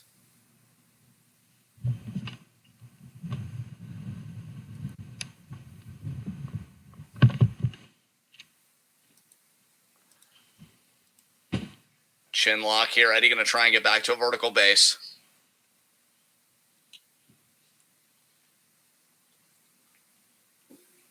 Nice Rana there by Eddie. Fuck, man. Beautiful snap on that Rana there. This makes me want to watch CMLL, because it's like the Lucha Libre style that I love. Chol. Nice, Chavo. wonder if Mexico's on lockdown because of Corona. Wouldn't be surprised. Back body drop there. You don't ever really hear about Mexico in the news the way you hear about like Italy and Japan and UK and stuff like that. That was just a tilt-a-whirl slam by Chavo. I haven't seen anything like that in a while. I'm not, my mic's not muted, right? You're just no-selling my offense? Well, yeah, because I have no comment to make on that. That's, yeah. Double flapjack there. And now Basham's here. Front face lock. Whoa. Oh, could be... I forget what their double team finish was here. Doesn't matter because Eddie with his drop salt. Oh, Eddie going to protect Chavo. Nice there. Attaboy, Eddie. Frankensteiner, baby. Beautifully done. Absolutely. Absolutely. Nice senton there by Chavo. I mean, I don't really need to say it, but holy shit, can Guerrero boys work? Yeah. That's another thing. I mean, thinking back to what I read in Eddie's book, because a lot of it's still vivid to me. Like when they were kids, they used to wrestle during intermissions at the shows, and the crowds actually stopped going to the concessions because they were just so enamored by Eddie and Chavo just wrestling as kids. Yeah. So this has been in their blood since birth. Yeah. Pop up, nice drop kick there by Chavo. No, what the hell, man? It absolutely blows my mind to see this version of Chavo after what we got out of him in Lucha Underground, because he was nowhere close to this in LU. Yeah. He was like the fucking Randy Orton of Lucha Underground, for fuck's sakes. So good. Jimmy Corderas.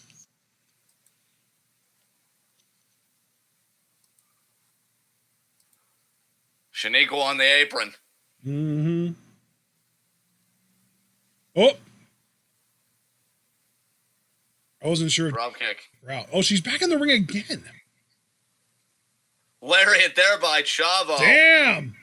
Huge pop from the crowd for that, too. Are we going to get frog splash from Eddie onto Shaniqua? God, I love him. It's looking like it. Yep, there it is. There it is.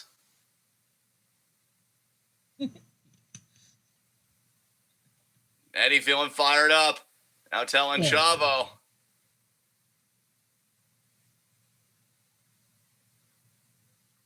Oh. Smack her ass. Yeah.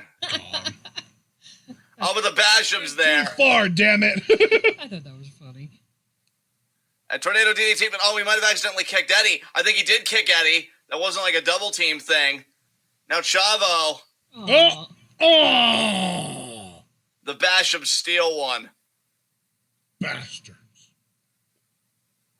Okay, now I can say, and now that this match has passed, I think this was the time when they were really sowing the seeds of discord between Chavo and Eddie. I think Chavo was mad at Eddie when they first lost the titles to the Bashams. Like, that tag title wasn't just yours, it was half mine. And then they lose again here. So, yeah, this is the start of, Los Guerreros unfortunately breaking up. I mean, I say unfortunately, but Eddie got a WWE title out of the deal, so, And that guy kicked Eddie. Chavo? No. Oh. One Basham. Yeah. I'm pretty sure that's what it looked like. I thought Chavo kicked Eddie. I don't know, maybe. Unintentionally, obviously.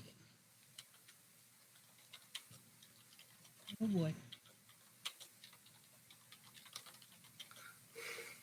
So I take it these guys never win the titles back, huh? I don't think they do. And that Latino temper, Chavo trying to explain, it was an accident. Ay.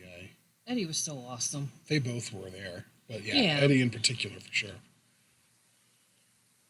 They really brought an energy to the tag division. Like, even watching them back, it's amazing what they were able to do to SmackDown's tag division. Like, beyond the SmackDown 6 just doing tag team stuff, Angle and Benoit and Mysterio. Los Guerreros really were the foundation, I feel like, because they stuck together more than those other two teams, because those other two teams were just singles guys. And yeah.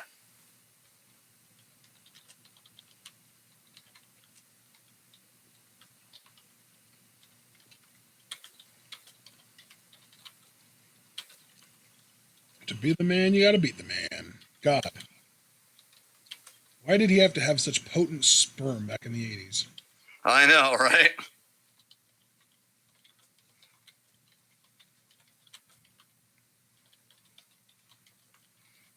Oh! Our other 5-on-5 match is next. Team Bischoff versus Team Austin. Nice.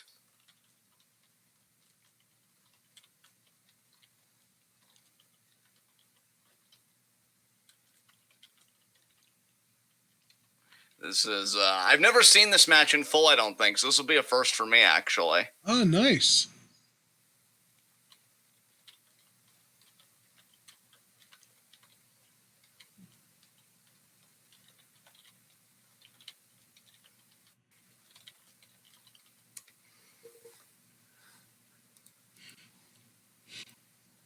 Here we go. Jim Ross having to explain what a CAT scan is hilarious.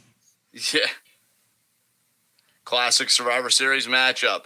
Team Austin, Team Bischoff. I don't know. Bischoff. Team Austin has like a really weird, like eclectic team. I don't really get it. There's no real theme to it.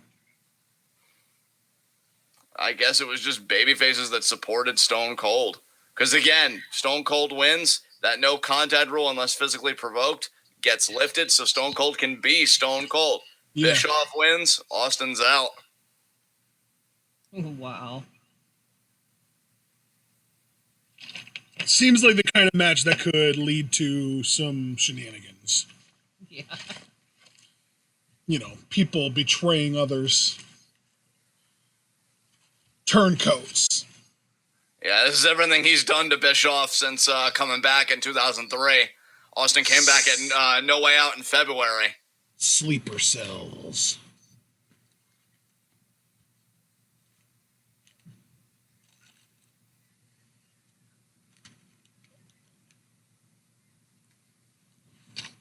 Oh, God, Linda. She's such a politician with the way that she has no personality.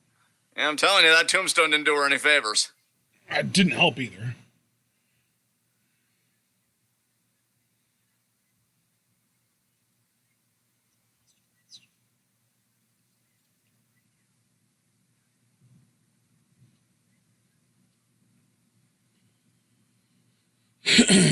Abel thinks that this 5-on-5 match should have been the main event. I agree. But not over Triple H. And we still got the Buried Alive match after this. After all, don't forget, he also main evented WrestleMania 20, or what was it, 18, 19? It was 18, yeah. On the same show as Rock versus Hogan. Also another huge mistake. Yeah, I know. That's what I'm saying. It was Triple H, man. That was his fucking thing. That's always been his thing. If he's not on the main event, he got the longest match. That's his gimmick. Oh, my God. Now it's 25 years. Yeah. Yeah, we're doing the 25-year thing now. Oh, wow, Test. Oh, wow. Rest in peace to the big man. All the heels antagonizing Austin. Oh my God, Batista. Oh, Dave. He's better in Guardians. He's amazing in Guardians. Yeah.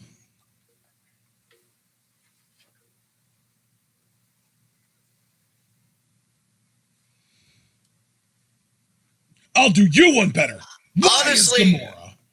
Honestly, it's amazing in hindsight. Why the hell would Booker T be on Austin's team, given that he humiliated Booker T in a supermarket? Like, maybe that earned Booker's respect. Maybe. Booker's just like, you know, I never really looked at it that way. You really humbled me that day.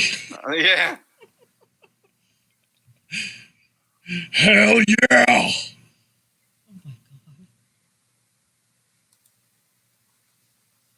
Hey, I love that we're getting Scott Steiner in this. Yes. It's way cool. So you're gonna suck my dick or what? Oh my God. Yeah.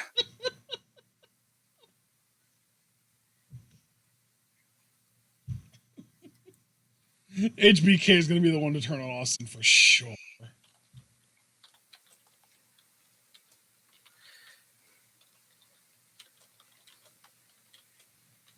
RVD, I trust. Dudley Boys, I trust. Booker is a little shaky because of what you brought up. HBK, I wouldn't trust as far as I can throw. Yeah, they made a big deal about HBK being on Austin's team.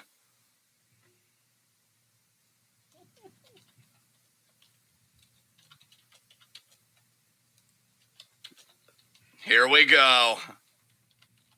Here we go indeed. I'm better than ever. Got a knack for making things better. I love this. And dude, again, it's been years since I've heard this theme song as well. It's crazy. Who's on this team? Y2J. Oh, Jericho, Mark Henry, Randy Orton. Who's the guy in this suit? Oh, it's Teddy Long. Oh. Yeah, he was the manager of Mark Henry at this time. Oh, I see. Oh my God. Y2J. Yeah. Who's Before not he got coming the out? dad bod. There are only 4 guys. Jericho, Mark Henry, Orton, and Christian. Oh, Steiner! Scotty's there. He had to have his I think he was girlfriend hiding along. behind Mark Henry. God, that's the only dude that Scott fucking Steiner's thick ass could hide behind is Mark Henry's even thicker ass. It's weird that they're all coming out together, not getting their own individualized entrances. Just Christian shows trying to the do his thing to team Bischoff. unity. Christian trying to do his thing to Bischoff's music. All my peeps. Orton doing his pose doesn't feel right without the Evolution music. Was this during the At Last You're On Your Own phase of Christian? No, I think this was just Close Your Eyes. Like, I think he was Captain Charisma a little bit at this point. I think. Oh, and there's the glass shatter. See, this is badass music for the babies to come out to, even if it's not their own entrance music.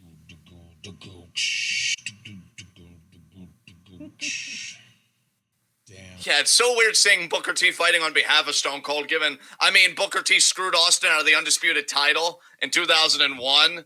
He never trusted Austin in 2001 when it was the Alliance versus the WWF. Like, yeah, it's just weird seeing Booker on the team. There's a lot of stuff that could be said about Booker T, but I won't go further than he's an awful commentator. Yeah.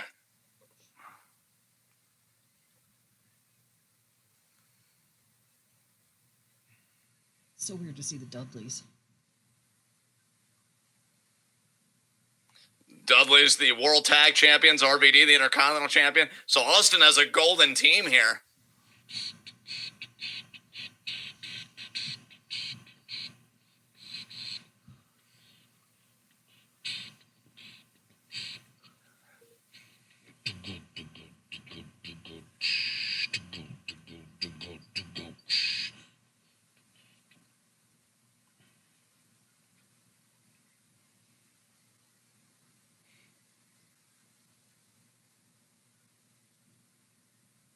Christian's like, we got you, Eric. This seems like such an asymmetrical wager, too, because, like, if Bischoff wins, Austin is out completely, whereas with Austin wins, Bischoff is still there. It just gives Austin a little more leeway. I thought that even as a kid. I'm like, these stakes seem way unbalanced. Yeah, if Austin wins, he should get full control of Raw, like what the Bischoff stip is. Like, Austin, you're essentially asking for the right to abuse people. Like, get therapy, bro. It's not worth your job. No, that's where you're wrong, kid. Stone Cold Steve Austin don't give a shit about abuse. I just want to put a laying and a whoop ass down on people to get out of line. Oh, God. Okay, I'm just going to focus on the match. And we got Devon here, I think. You ain't getting any tables, you fucking marks.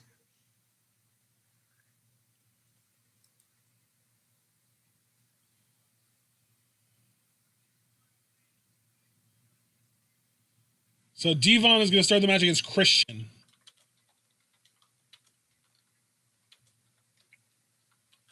Here we go. Did you just turn your volume up, by the way? A little bit. Can you hear my my pay-per-view, I guess, through your headphones or whatever? I can turn it down if you want. I can't, but Mark said, holy echo Batman, so that might be associated with that. Okay, I turned it down a little bit. Hopefully that's better. Okay. We got Christian here, Hammerlock.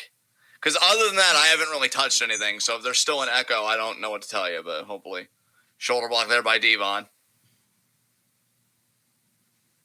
Oh!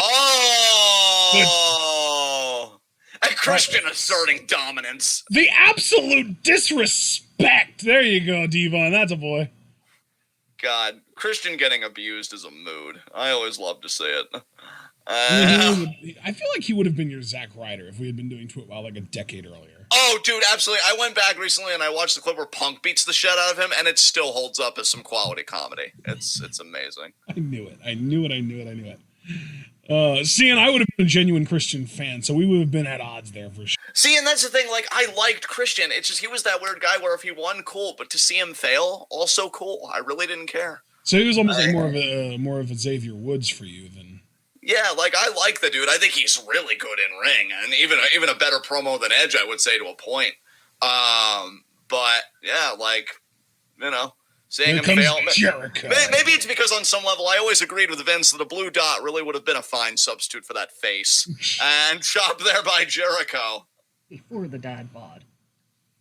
Yeah, that's right. Dad bod that's Jericho. Right. When I'm in wrestling shape. Yeah. Kick there by RVD. Then again, he was also like 30 years old, so. What a Northern Light, RVD, Jesus. Actually, I don't think he was 30 yet. Or I don't think he was only 30. I think he was older than 30. How old is Jericho now? He's like 49, right? Yeah. Holy shit. So this was 17 years ago, so he would have been 32. Yeah. Oh, here comes Scotty. And now Steiner, they're just stomping away at RVD. Stomp in that mud hole. Oh, we are the same age. Holy shit. A hard Irish whip there. Now Steiner flexing. My God, those peaks. But he lost his freak, seeing as how he's heel now. Holla if you hear me.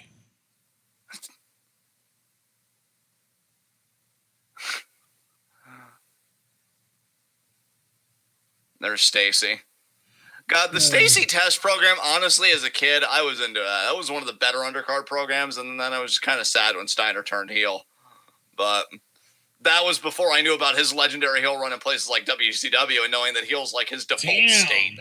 That toe kick by RVD, that was nice. Yeah, it was. What was that whole Steiner promo about?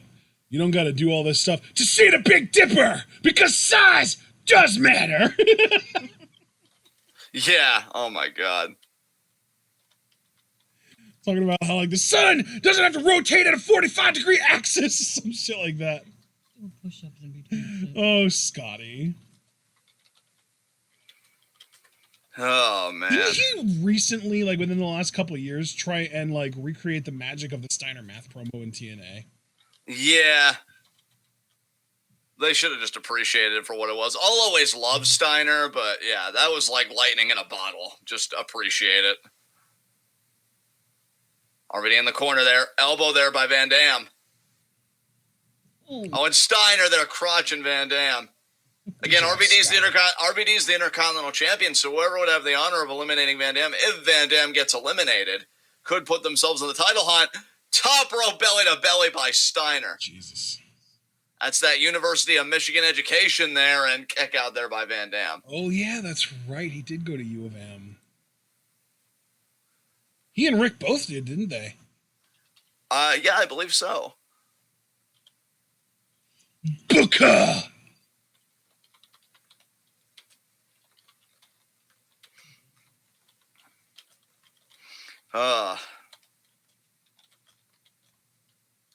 Man, I remember as a kid, because I couldn't watch What an elbow there. I couldn't watch pay-per-views at the time. I already told you the story about how, like, we used to get the pay-per-view channel. I think it was, like, channel 77 on our TVs. Oh, it was 73 for me.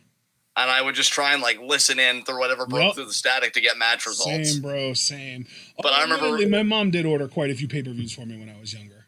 Yeah, we didn't have that privilege. Our money went to other priorities. Yeah. And neither by Booker. That's the beauty of the internet, is I can like retroactively catch up on like everything I missed as a kid. And I just remember like wanting Austin's team Spinaroonie time so bad.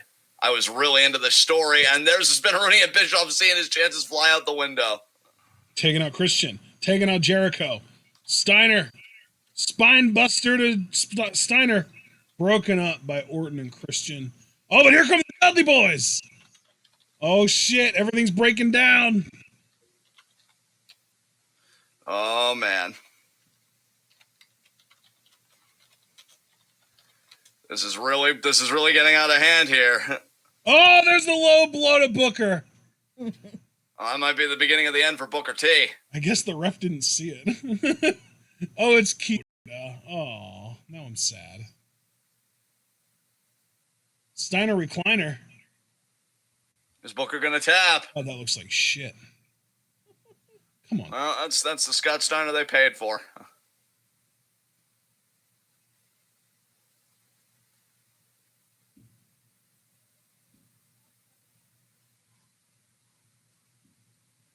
Wait a minute. Is she rooting for Booker? I'm confused. She is, because Steiner's heel and Stacy's in service to Steiner and Test, even though she didn't want to be. And how funny the Dudleys would save Stacy when they What the hell? That was like a reverse 3D. Yeah. And Booker T now maybe thinking scissors kick. No, bookend. There it is. That's gonna do it. 2. Poor Scotty. First man eliminated. Damn.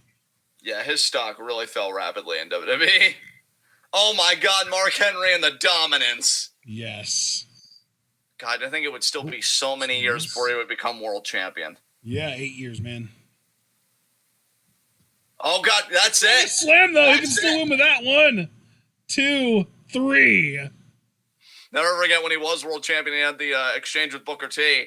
You know, Mark is a 5-time world champion, blah, blah, blah. And then Mark's like, you think because you were a 5-time world champion, that makes you 5 times better than me?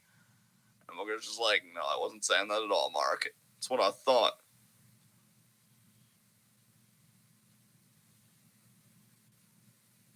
Oh my God, just a straight strike to Van Dam here.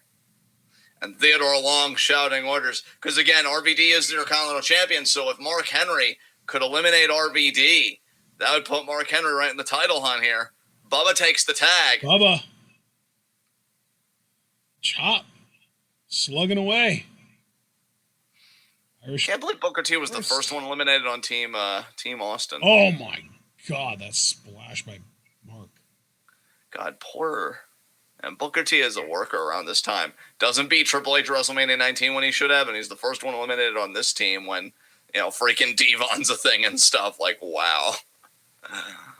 What a strange time. And now Mark Henry could be splashing the corner. No, just a hard Irish whip. Bubba sold the hell out of that. Yeah. Irish whip. Oh, Bubba with the boot up. There it. Tag Devon. Here we go. This is why they're kept together. Oh. Oh. Oh my God, Mark. Damn. What a beast Mark Henry is. Not that we haven't known for the last decade. But... Oh, what a lariat. God. Jesus. That was stiff as hell. Oh. And the spawn, no. Oh, 3D. Oh. There it is. That's it. No, that's... Oh, that's definitely it. That's definitely it, if it wasn't before. They're piling 3. 3, there you go. And the ECW alumni coming together to eliminate Mark Henry. But Jericho's in now, and he's also a former ECW alum. That's true. I shouldn't say. And it's funny that Jericho's mixed it up with the Intercontinental Champion. Jericho has a rich history with the Intercontinental title. That's true, too, yeah. Does Jericho have the most reigns yet? I think he still does. I'm thinking Miz may overtake him, though, in the next year or two, if we just give it time. I didn't remember if it was him or not. Oh, he faked him out! Oh, split leg and moonsault on the back. Wow, RVD. 1, 2. Oh, foot on the rope, foot on the rope. RVD was cool. You hated RVD. No, I didn't. Recently, at least, when he came back. Not back then, I didn't. And now, Orton in. Randall. Oh, God, see now. Yep. Orton pummeling away on RVD here. I'm just remembering stuff with each interaction that happens here. And in the corner. Oh my God! Holy That's shit. why I loved young Randy Orton, and like his work with RVD. I always enjoyed that too, because whatever you could say about RVD, I always appreciated his selling and really just his style. And Orton as the young like blue chipper, like wanting to prove himself and everything was just great. See, that's what happened to Orton is like he did everything he set out to do, and like why even try after that? I feel like he was genuinely hungry. Yeah. Rolling Thunder. Damn, there we go. And Bischoff's just like, why is this happening to me? The move is just pure self-indulgence, honestly. Oh, and Jericho. Oh, my God. Oh, here comes Jericho. That's it. Oh, there it is. Rip VD. And Orton just pinned the Intercontinental Champion. Yeah, he did. And Bischoff's quite happy to see that. Damn has been eliminated. Oh, back body drop there. I love that was like Devon's half of the 3D almost. Yeah. Oh, wow. Nice leg drop dart by Devon.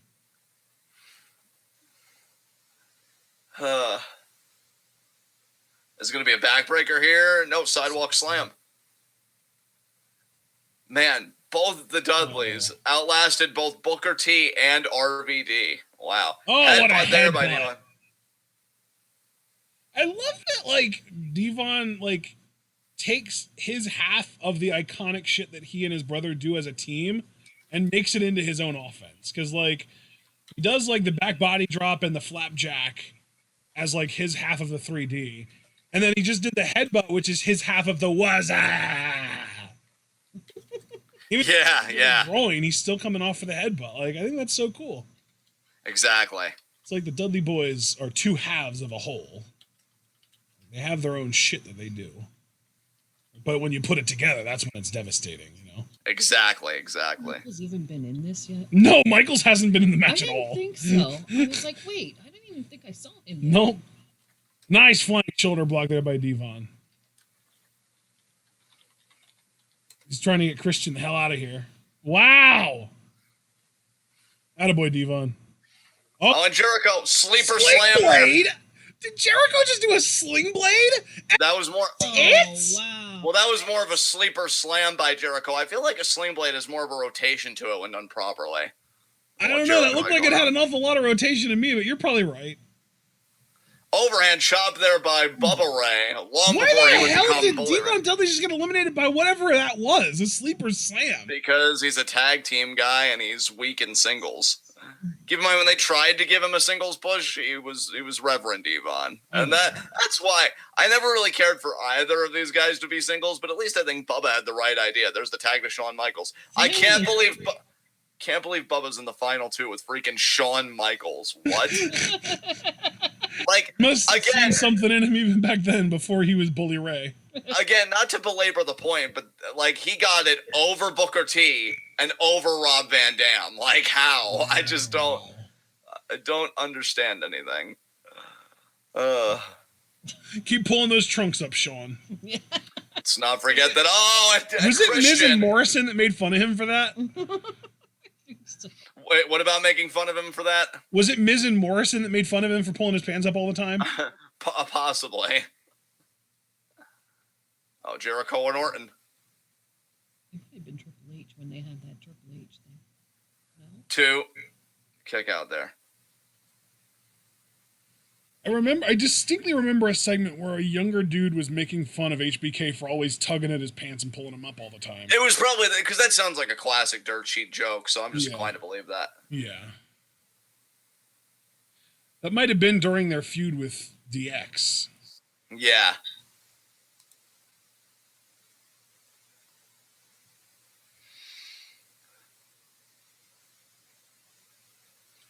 But Bubba Ray and Shawn Michaels have got to contend with Randy Orton, Christian, and Chris Jericho. Tag there to Christian. Man. Oh, and there's the tag to Bubba. What the hell? I love that Christian took a step back like, oh, geez. And then he's still trying to make a go of it anyway. Oh, Christian. You creepy little bastard. Irish whip. Oh, there's the flapjack. Jesus, under the ropes. And another flapjack. Oh, that was a back body drop. Okay. And I'll go with the pin 1, 2, no. Of course, Orton. Randall breaks the pin. Because he's just so obsessed with being a Look at legend Bubba. killer. Oh, Samoan drop. Drop. What the fuck? So snap jabs. It's going to be bionic. Oh, no, there's Christian. Oh, my God. Are you fucking kidding me? Why is Bubba Ray Dudley getting a singles push in this match? Oh, the low blow there. And now here comes it's the going kill to be the switch. There you go. unprettier there by Christian. Oh, did you call it the kill switch in TNA? The TNA and then his second WWE run after TNA. It was still the unprettier at this point. Oh, so he actually did call it the kill switch in WWE, but it was after he renamed it to that in TNA. Exactly. Interesting. Well, It's a 3-on-1 now. yeah, it's a 3-on-1 against, It's of course, HBK. HBK. This is not looking good. Oh, No, it's not. there's the kip up. Spot. Oh, inverted atomic drop. Punch to the face. This is not the sequence that I remember Shawn Michaels doing. Taking out Jericho. I think you're used to like the scoop slam and then the elbow drop, which might be coming here. Nope. Another right He's hand. gonna Irish whip him first. Oh, get rid. Christian reverses. It's going to be the flying. Oh, the low bridge by Wow. Jericho. That was dirty as hell. That's Jericho. These guys have the 3-on-1 advantage. Now, Christian. Oh are you the my ref, I'm God, telling you, this- I have something in my eye. Why won't you be my peep? Gang style beatdown. Austin's trying to get things under control. You know things have gotten out of control when Stone Cold Steve Austin is like, hey, ref, maintain some order here. Well, yeah, it's his career on the line. Keg there to the gut. Just pointing out the paradox of Stone Cold Steve Austin trying to get things under control. Well, yeah, because this disorder doesn't benefit him in the slightest. Yeah. And Orton now. Oh my What God! the hell was driving. even? What even was that supposed to hurt?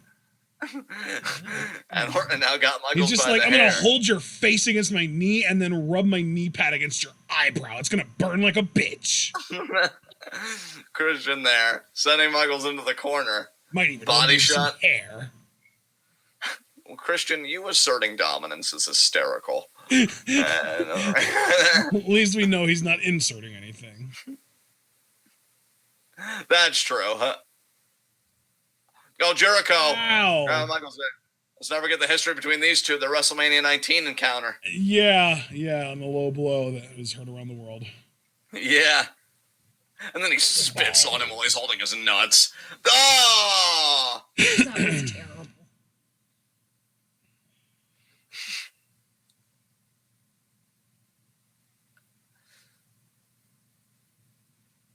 Now Austin. Oh, You got some God. blood. Oh, Michaels for is fuck's bleeding sakes. profusely. Was Shawn Michaels even more of a mark for himself than Triple H somehow? Yeah, I'm pretty sure. This is some full-blown Cody Rhodes level shit right here. Let's be real. But again, though, as a kid, because let's see, this is 2003 in November, so I would have been, let's see, 11. I would have been like 11 at this time. Yeah. And yeah, I was just catching these highlights like blood. Oh, that's the benefit of being a younger fan. Like we can laugh at it now, but like the drama definitely worked me as a kid. I'm like, Yeah. oh no, Shawn. Yeah. And how Christian, you creepy fuck.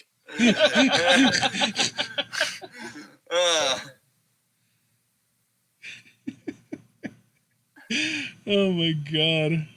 Fucking Shawn. Jesus Christ, this fucking dude. What a fucking mark for himself. But you do the blood combined with JR's commentary and the fucking drama, man. I know. Like I said, I know. wrestling's the like best blue collar theater in existence. And Oh, sweet chin there's music. there's the That's sweet it. kid music. And That he is falls it. on Christian. Laser. I don't even know how that wasn't a double pin. Sean's shoulders seem to be down there. I mean, come No, on. they were over on top of Christian's shoulders. And now Jericho, you know, he wanted a piece of this. We got to pin this ass, Randall. Oh. You're not better than me, you son of a bitch. You know Randy wants to hit that RKO on Michaels, the old legend killer shtick. He wants to kill that legend. Absolutely. Oh, now Michaels reversing. Another chop there. Although I don't know how far into Jericho's run this was, if he was considered a legend at this point yet or not. I don't think so. Not at this point. Not, right? Yeah. Right in the back. Nice. What a lariat by Jericho. He had been wrestling for over a decade at this point already, though, for sure. Yeah. And a bunch of blood everywhere. Good grief. Yeah, that's shocking. And Bischoff is like, come on, he's just one guy and he's bleeding. Let's take this home. But he's not just any man. He's Shawn fucking Michaels. Yeah. What? Orton pulling to me. Breathe! Breathe, you son of a bitch! God, Randall in 2003 was a mood. Oh, Sleep. the desperation rest hold from Shawn. Now you breathe, fuckface. Oh, and Oh, now. the side slam by Randall because Back he's still suplex. got his wits about him. Oh, now Jericho back in again, trying to pin this ass. Oh, my. Oh, he almost got him, too. Dude, you said that. It was such a meme that I didn't even take the pin seriously. Then he almost had him. What the hell? And now Jericho. Man, what is this obsession with Shawn's windpipe right now? First Orton chokes him, now Jericho. Oh. Oh. Okay. Here we go. That was a And flying the knuckle. DDT. What a delay. Oh, kip up. Kip Yeah. up. It's going to happen. It's going to happen. We believe. Yeah. Oh, no, he's rolling over. He wants a pin. He's wiped down. He's Pin. He's got it. 1, 2, and broken up by Randall. Man, JR is straight up. Oh my God. JR is straight up apoplectic right now. JR, look at Austin. So is he. Oh, there Oh, comes Randall. Oh, but here comes Jericho with the bulldog. Setting himself up for the lion salt. I'm the king of And the he- world. No, Oh. the knees. Oh my God. oh my goodness.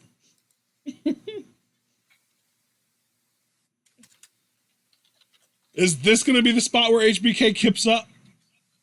Possibly. I think so, yeah. Yep. Yep. Yep. He's He's getting setting ready. up for it for sure. He's reaching up and then he's going to lay back down and then he's going to kip up. Yeah. No, he is No. just standing up like normal. Okay. Wow, I'm surprised. He lost too much blood. Yeah. Sweet chip. Show him everything is Richard Oh, he music. missed. Jericho, Lion Tamer. No. Oh, Cradle. 1, 2, 3, and got it. It's down to just HBK and RKO. And he didn't even hold the tights. No, he didn't. He didn't need to. Dude, Eric Bischoff is losing his shit right now. You want to talk about apoplectic? This dude is up in arms. Oh, but Jericho, wait a minute. Uh-oh. Another. Oh my God. What are you gonna do, ref? You got me eliminated? I'm already eliminated. You can't disqualify someone else. Instant. Austin just smiling at Jericho like you're gonna get yours.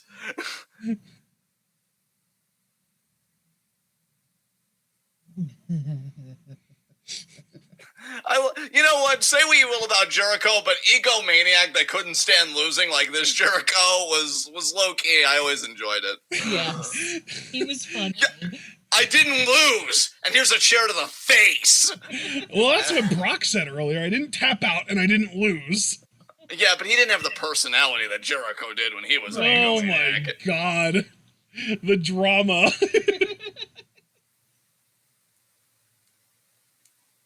Randall's like, but no, legend died because I'm legend killer.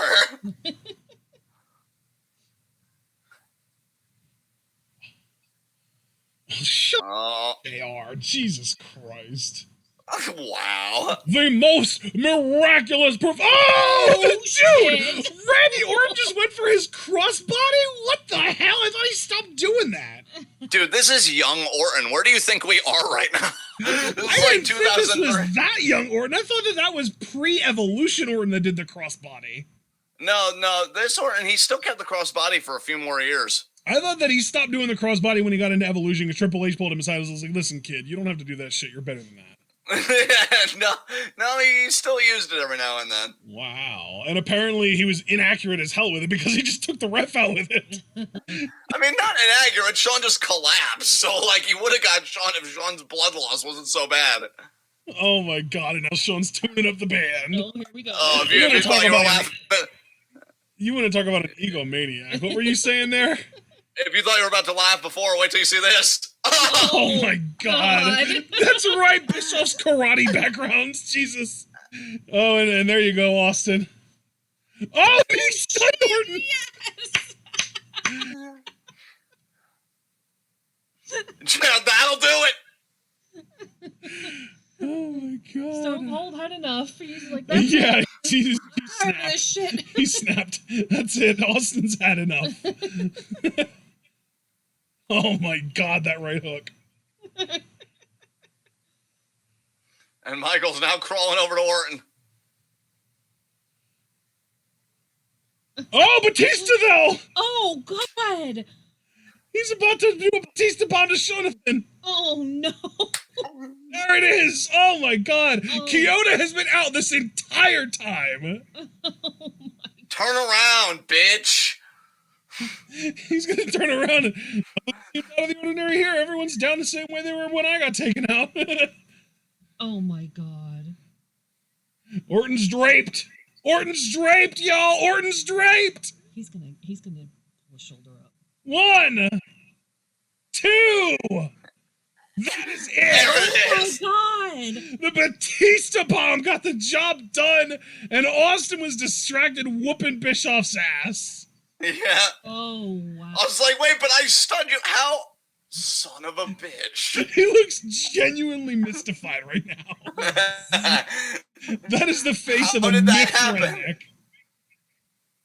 Yep. Wow. And then Evolution would go on next month at Armageddon and fucking dominate.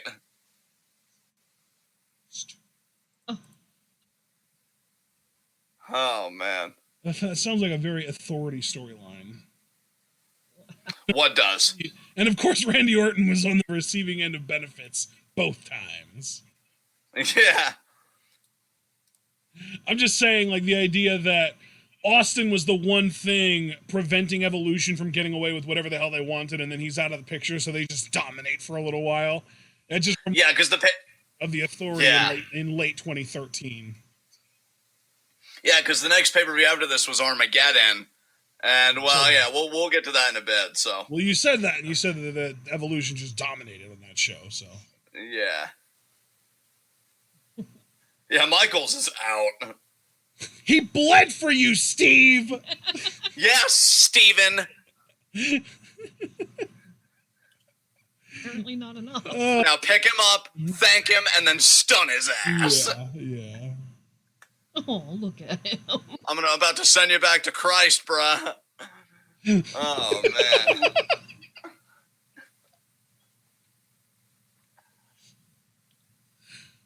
Oh.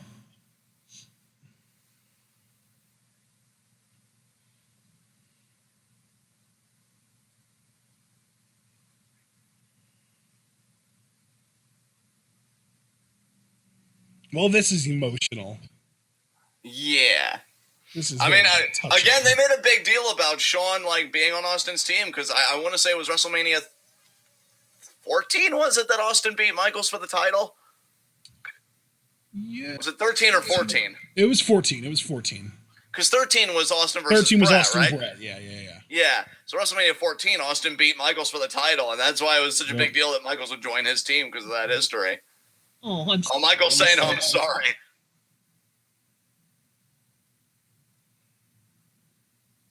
So this was 5 years after Austin beat Michaels for the title. Yeah. He's gonna do a move on him. No. You don't think? No. Nah, he knows the I think effort this is Shawn going to gave. simmer. Yeah, this is going to be let simmer for a while.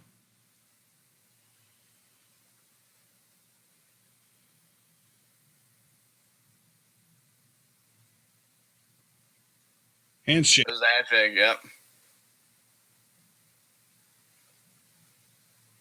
Yeah, because that's the thing is that Shawn was Austin's last hope, you know? Yeah. Yeah. Like, What a mess. if Austin was going to stun anyone, it would be the other 4 jackasses that didn't go as far as as HBK. That didn't have to get cut open in order to lose. That just lost because, Yeah. Austin would be pissed at those people. Fucking Dudley Boys and RVD and was it Mark Henry? No. Booker T. Well, Mark Henry eliminated Booker T. Yeah. That's right. Yeah.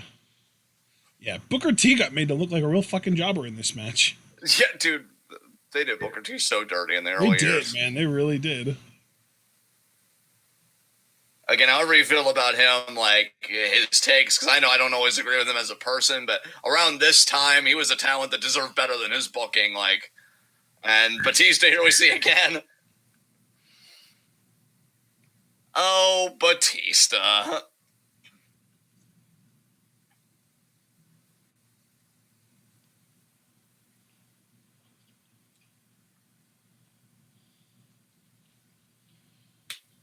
And then Orton's going to take all the credit and be like, I did it. I killed the legend of Shawn Michaels. And Batista's just like, bruh. We both did that at the same time. Oh. Why is his music hitting now? He lost. Oh, because this is like Austin's send-off, though. Like, his career's over. Till he came back, like, a month or two later. Yeah, it really didn't take long because he was the sheriff that made the whole WrestleMania 20 main event anyway and shit. Yeah. So, yeah. That's funny.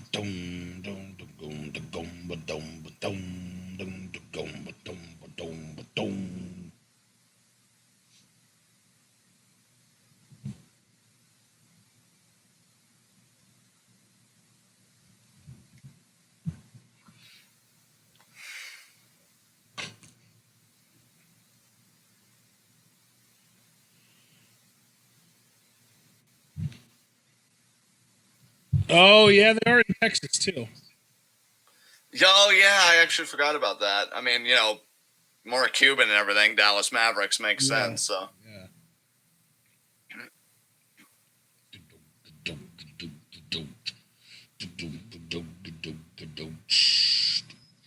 Was this before or after he had the Disturbed theme? After. I thought so. The Disturbed theme was his, heel theme, wasn't it? Like in 01? Yeah, kind of. It was late 01, right? Yeah. He introduced it at the tail end of his babyface run in 01, and then it was his heel run. Oh, okay. Because you can hear it at No Way Out 2001 when he had that 3 stages of hell match with Triple H. He uses the Disturbed theme, and he was still obviously a babyface at that time. Gotcha. So I think Austin's got a mic. He does.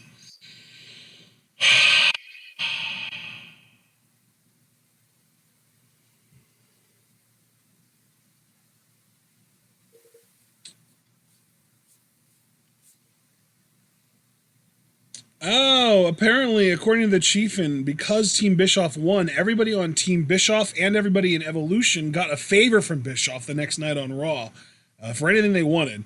And Orton used his to get an Intercontinental title match at Armageddon. Christian used his to get Lita her job back after Bischoff fired her on Raw. Keep going, Chiefin. I'm curious what the other ones were. Oh. I'm betting Triple H uses it. If he loses tonight, he probably uses it for a rematch against Goldberg.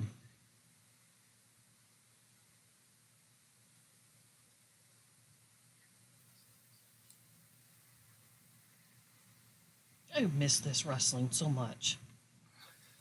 It was such good shit. Yeah. Yes, it was.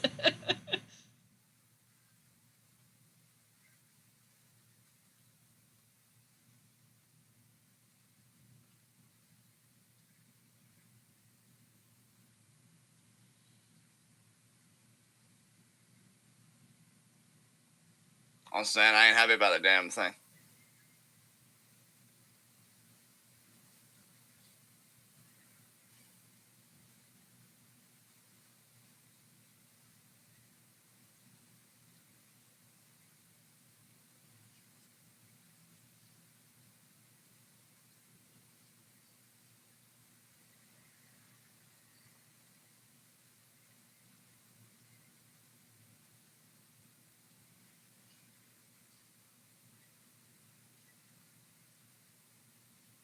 Damn, he's legitimately choking up. Yeah.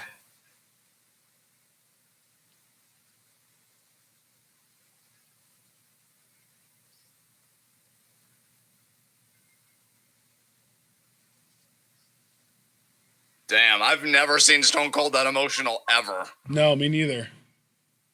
It's kind of surreal.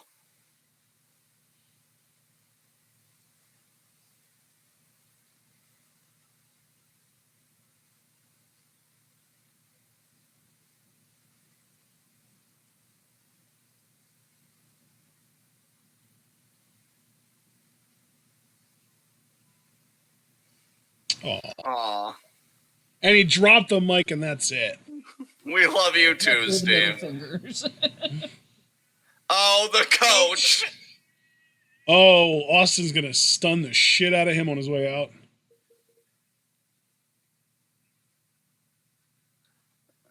Let's see if we recognize any security people as actual wrestlers. I feel like Johnny Gargano was a security guy at one point for WWE. I was just looking at Coach like, you fucking serious?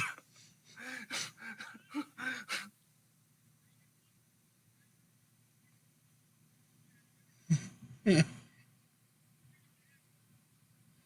on the left looked low-key like Stevie Richards.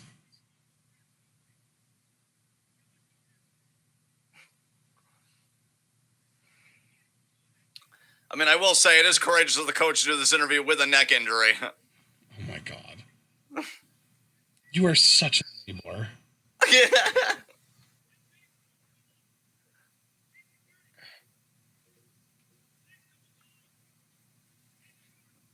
Your face? Oh, your face. No, not his face, his ass.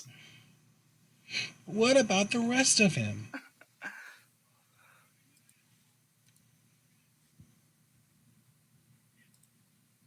Oh boy. How does it feel?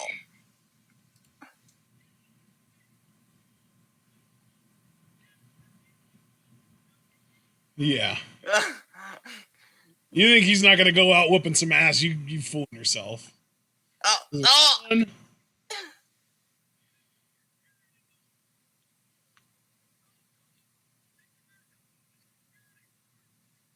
So is Coach going to get a stunner? I feel like that's the only way to really stun this thing up. That's what this whole thing is building towards. Yeah.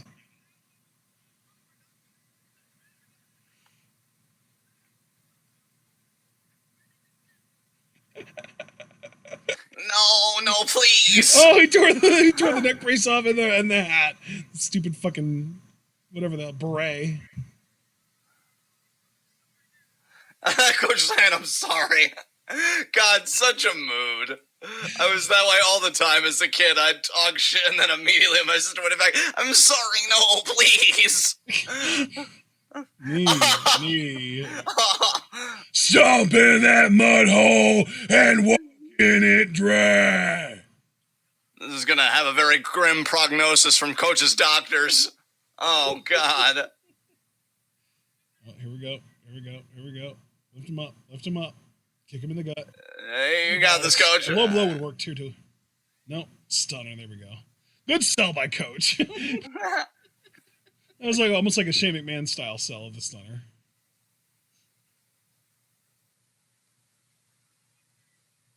What? Oh God. And it just kicks Coach out of the ring. Well, I guess I'm going to crack open some Steve Weisers and get out of here. You're damn right I want some beers. I'm not leaving this arena sober. Then I'd have to be alone with my thoughts. What'd you say? Being able to catch all those like he did.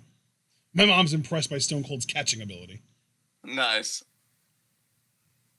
I was always more impressed by the way that he could open beer cans by crashing them together. Yeah. But he always opens them first, and then he smacks them together. But when I was a kid, I thought that him smacking them together is what was opening them. In Yeah. fucking mind. I always wondered, like, how much beer was lost when he crashed them together. Like, is there even any left in the... I mean, obviously there's stuff left in the can for him to, like, you know, drink and douse himself, but damn. Mets, you're being sarcastic, right? What did he say? Why does nobody do the what chants anymore? Oh, God. Oh, yeah. So grateful they don't. But they still do, though, I feel Yeah, like. that's why I was wondering. Because, like, he's either being sarcastic because, like, haha, they still do and it's annoying, or he's being sarcastic because, haha, they're not doing it anymore because there are no fucking crowds anymore. Yeah. When there are crowds, they do it, but not nearly as much as They do. still do it every time somebody's a little boring on the mic. Well, that's true. Yeah. Like, really, it's almost That kind shit of has not gone away even a little. It's almost a shame for Stone Cold, too, because, like, that's really the most lasting part of his legacy. Not the matches or the wild segments, but that goddamn chant, man. Yeah. And they all just left the cans in the ring. Okay. That's his version of his wrestling boots. This is before he made his own beer. Yeah. Steve Wazers. Is that a Miller Lite? Yep.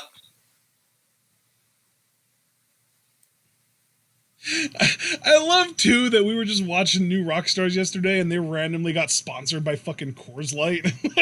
Yeah. It's like, goddamn. Beer companies are trying new creative ways to get the word out.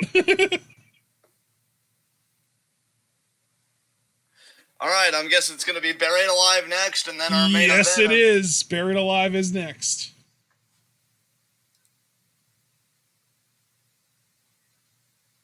Shut the fuck up, Cole. Wow. He hasn't really changed that much in his look. He's just pudged up a little bit and gotten gray. It's not bad, though. He still has the fucking soul patch. Yeah. Well, do you remember when what an Triple eternal H, geek. Triple H drew in his to do with the marker so it didn't look so gray? That was funny. Yeah. Jesus Christ. Fucking Michael Cole, man. Trips was funny in that when he that episode of SmackDown was definitely fun. Still, Here we go. I think the best episode of SmackDown in my recent memory was the one that fucking Pat McAfee randomly showed up to do commentary, the NXT Invasion episode. Oh, yeah. I loved that shit. The Saudi Arabia problem the day before. Yeah, like that whole thing was just amazing. Actually, it wasn't even the day before. It was the day of. God. That was so fun. I think I watched that episode of SmackDown like 3 times between it airing and the following episode of Raw airing. Okay. Do you know which one I'm talking about? I vaguely remember it because I don't really go back and watch episodes of Raw and SmackDown like again. Well, no, it was think just really this past November when the Raw guys and when the main roster, everyone got stuck on a plane in Saudi Arabia. Oh, and just the NXT guys, because didn't we get like Cole versus Bryan or some shit? Yeah, exactly. Yeah, That yeah. was So one. yeah, I know what you're talking about. The build up to Survivor Series, which is what we're watching right now, actually. But yeah.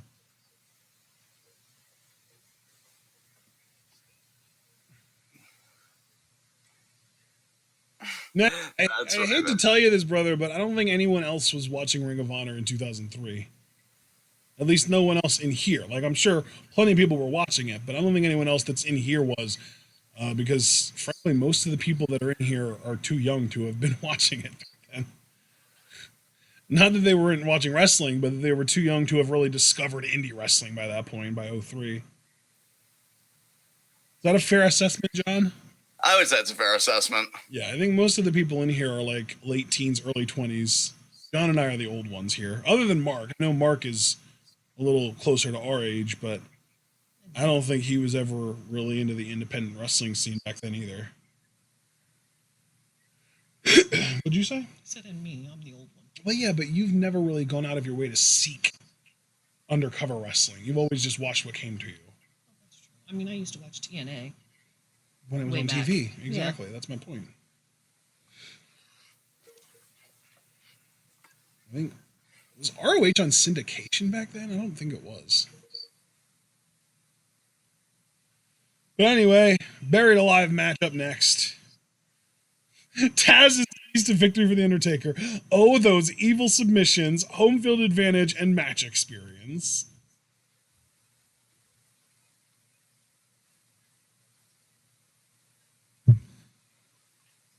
Apparently, Undertaker made this match after beating Brock and Big Show in a handicap match. Vince assumes Undertaker was going to face Brock, but Taker said it's not going to be Lesnar, it's going to be Vince McMahon. Okay.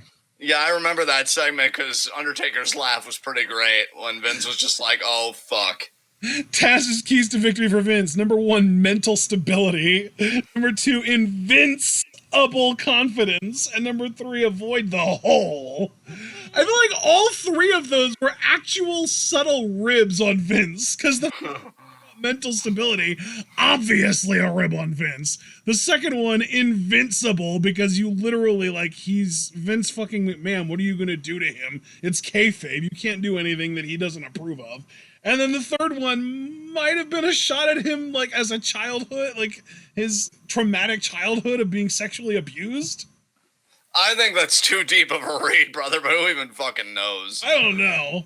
Because, like, the thing is, the Vince character at this time, just to give context for those that don't know, and I know a lot of our audience seems to know, so I'm really only speaking to you here, is, you know, Vince was definitely having more of an unhinged character at this time. Like, a month prior to this, you saw the recap of him screwing The Undertaker out of the WWE title at No Mercy in a biker chain match. Well, before Vince screwed Undertaker in that match, he had a match with Stephanie, who was GM at the time, and an I Quit match, and he pretty much made Stephanie quit her job, even though Linda threw in the towel on Stephanie's behalf. So, yeah. And Vince was, like, flaunting Sable in Linda's face, and they did the whole makeout thing like, you know, Vince does with the divas that he likes. And so Taker's whole thing... If it was still that era, he would have done that with Alexa by now, at least twice or 3 times. Oh, my God, yeah. So, I mean, assuming she would have gone along with it. I don't know for sure if she would have, but... I mean, when you're under that kind of pressure, like it's your literal boss, he has your entire career in his hands, you probably would just do it. Yeah, I'm very curious when Vince either, like, dies or step down, like, the skeletons that are going to come out of his closet from female talent. Because, like, I'm just going to put it like this, and I'm just going to leave it at that, but I really believe his Me Too moment is coming. Like, I've believed that for a long time. Yeah. But Chad already illuminated to you the handicap match that Undertaker won, and really why he picked Vince was because because they restarted the match over and over again, because the thing was, oh, Taker, if you win, you get to pick the stipulation. As you know, he won one way, then they're like, oh, you can't win that way because there are no countouts. Then he would win by DQ, there's no disqualification, and et cetera, et cetera. Right. Vince would then say, you know, fine, was it worth it? The price you just paid, was it worth it? Well, as long as I'm breathing in and I'm breathing out, you'll never be WWE champion. Ever. Well, obviously in kayfabe, you want to be WWE champion. So Taker's like, okay, I'll take you out. Vince the next week has this deranged, like SmackDown opens with him confronting Paul Heyman, who was the general manager at the time, with Stephanie being outed. Oh, was that the one where he said that he wanted thugs to rape Taker's? Yes, that was it. Jesus was Christ. it. And then Paul avoids it by kind of working Vince and saying, you're Vince McMahon, you'll find a way out of this, which then led to the promo that I can't seem to find anywhere on the internet because I've wanted to rewatch it for the last little bit, where he's like, I have been chosen by a higher power to slaughter the infidel. And so, yeah, Vince is out of his goddamn gourd at this point. So just Jesus Christ. He actually used the word infidel. Yeah, he did. Did he also use the word infidel in that promo where he talks about people raping Taker's wife? No. I would love to know what this higher power shtick was leading to. Do you remember? And it really wasn't well, actually, no, it was leading to something, but you'll see.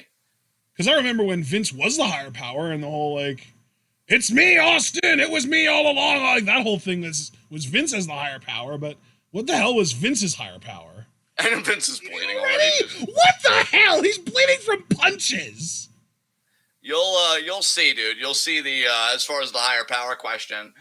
Just take it right now to be that Vince genuinely believes he hasn't done anything wrong, which is fucking hilarious because he's Vince McMahon. And like, I'm a good person. I don't deserve this.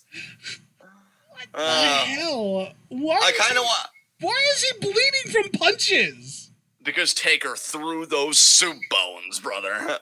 Taker with the pure strikes. Taker looks great in this. Oh my God. A Taker with like 40, 41. He looks really great. Oh my God, he's pouring blood out. Yeah, I know, from punches. I'm like, what the hell? I think Taker should have only been 38 at this time, brother. I don't think he was in his 40s yet at this point. I thought he was 56 now. Yeah, but I still feel like he was only in his late 30s around this time. I don't think he was 40 yeah, you're yet. right. Yeah, it would have been late 30s, like 38, 39 maybe. Yeah. Oh my god. Now, but he bled within seconds of the bell ringing. Like, it might have set an all-time record. Quickest color. I kind of want Taker to throw Vince in the hole that I guess he wasn't able to avoid per Taz's key to victory. And then just be like, you can't do this to me! I'm Vincent Kennedy McMahon! Damn it! Do it, Vince. Do the cliche thing. Do it. Oh, he's about to get the nuts. Oh, there go the grapefruits! Oh, well, Sable's relieved. Oh my god. Vince, bruh, you went so extra on that blade job. What the hell? I mean, dude, honestly, rabbit the leg around the post. It makes sense in this context because not only did he torment Stephanie, which Undertaker said he would make Vince pay for, but I mean, Vince also. Wait. See, this is my problem with continuity because wasn't it Taker that kidnapped Stephanie in the late 90s for Vince when Vince was the highest power or the higher power? I would say nobody remembers that, but then the actual retort would be, I remembered it. I literally just said it back to you. So I'm just going to say the continuity's a bitch. And, so there was that whole thing, and now everything is the same except not, because now Vince is doing shit to Stephanie, and Taker is like trying to avenge Stephanie, but Vince is still answering to a higher power. What the fuck? Again, I think, like, again, there is a payoff in the higher power thing, not in terms of like a big angle, but again, you'll see. Okay. But I think it's more just Vince is unstable. Like, he just believes that, like, yeah, no, because Paul Heyman got in his ear. He's like, you're Vince McMahon. You've beaten the federal government. You could beat the Undertaker. And Vince is like, yeah, you know what? I am Vince McMahon. Wow. This entire storyline is some of the most convoluted shit in wrestling history, and it's wrestling. Everything is convoluted, so that speaks volumes. I mean, I don't know, man. Maybe it's because I like grew up with it and I remember it better than you do. I don't remember it being like that convoluted. I think if like you were there and you were kind of like following the progression of everything, it all kind of made sense. Maybe I'm not doing a good enough job of explaining it, although I feel like I've kind of hit on all the major events that you needed to like really be brought up to speed. So I don't know. But yeah, boot there to Vince. Oh, I think he's going to choke him with this cable here. Oh, God. Oh, God. It's freaking Latin. Abel, stop quoting LV 5454. Everything does have to make sense, goddammit. If it doesn't, I don't like it. Gee.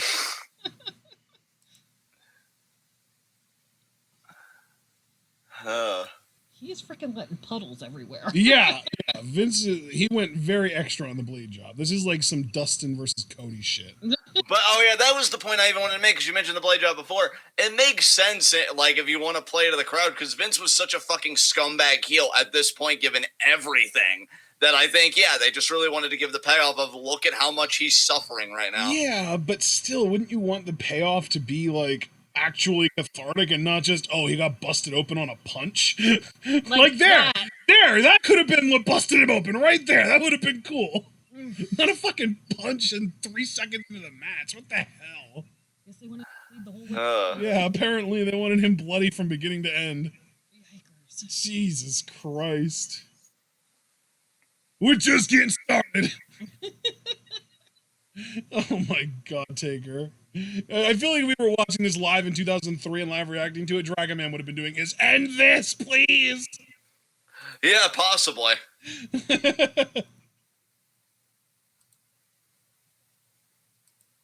Oh, back in the ring. Kinda. Oh my God. Taker's talking trash. The Undertaker is a low-key amazing trash talker. Like him, he really made the Boneyard match great because of his trash talk. Oh, an Undertaker. No, Craig, we haven't seen a shovel yet. Although Taker is heading for it, looks like. Oh boy. No, he's heading for something though. I don't think he's going for the shovel. I don't know what. Oh yeah, he is. Yeah. He got the shovel. There it is. That's a shit shovel too. That's actually designed to scoop poop, like horse poop and cow poop. That's what that shovel's designed for. Oh no. He just was raising it. I think he hit a ladder. He hit something. I heard it cling. Oh. Here we go. So did the thing that Mark sent you relate to wrestling in any way that we can talk about, or no? No, related to a comment I made about Vince that was like not wrestling related. So okay. And there it is. Wow. There's the shovel shot. Jesus. Right to the face. there it is.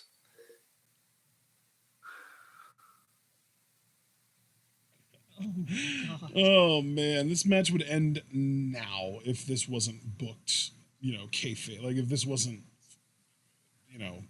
what's the word? Predetermined. Yeah. Oh my God. If that was a shoot, if that shovel shot was a real thing, this shit's over because Vince might no longer be alive. Oh no. And if he was alive, he's at the very least knocked the fuck out. Uh-oh. Punish him though. God damn.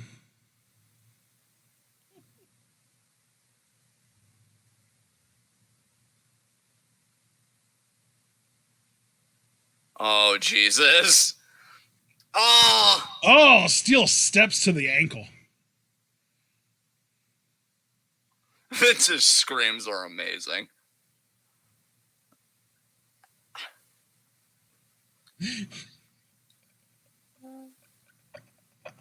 Do you still believe you were chosen, Vince? He probably does. This is his test. He's being tested by his higher power. Oh, Taker's got him up at the fireman's carry now. Taker about to go for an angle slam. No, he's just carrying him. He's calling his shot. I love how Taker is usually literally carrying Vince with one hand. Like he's got him up on his shoulders and he's just using one hand to grab Vince's other hand to make sure that he stays up on his shoulders and he's just carrying him easily. Taking him up to where he's going to bury him. Yep. Oh, plopped him down on that earth. He's full of vigor, according to Taz. Yeah. Oh, Vince's face. What's happening? Oh, dirt to the face! Pockets hand. Yeah, pretty much. Your grapefruits are attacked. What did you say? Your grapefruits are attacked now. Yeah. Oh, there's another shovel up there, too. Is he going to whack Taker with the shovel? Yep. I think so.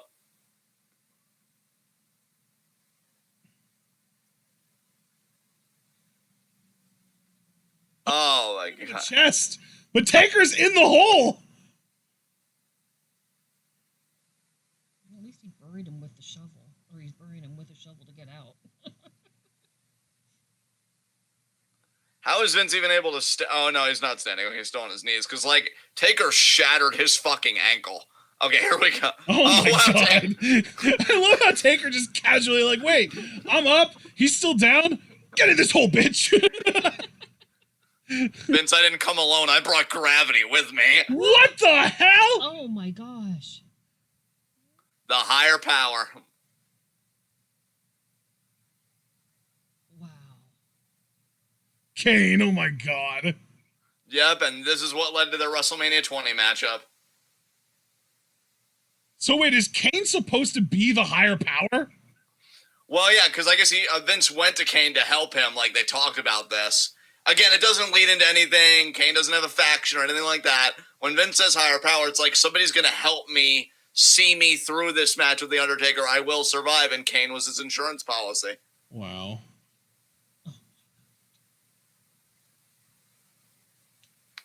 Which, I mean, again, kind of makes sense when you think about the fact that Vince actually confronted Kane when he tombstoned his wife, Linda. and he actually liked what Kane did, which prompted Shane to come out and just the whole dysfunctional McMahon family.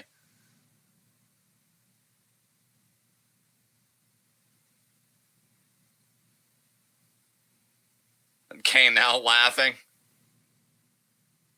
I mean, after all, everybody knows that Kane is a registered certified pyrotechnician. Yeah. Oh, and he took the bandana. Okay.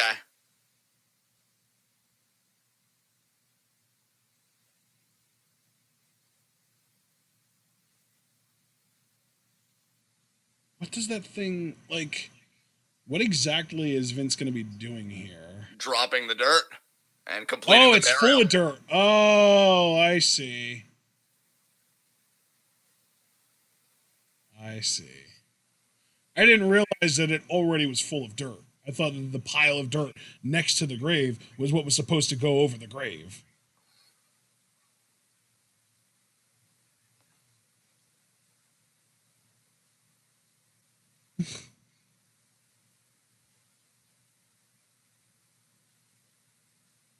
Damn. Crowd is just silent. Oh my God. Vince McMahon.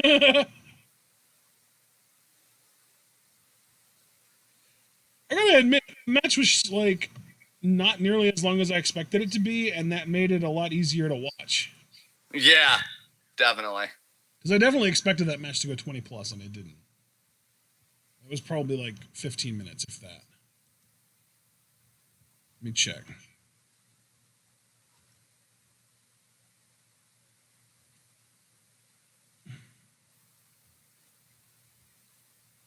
That was only a 12-minute match, yeah.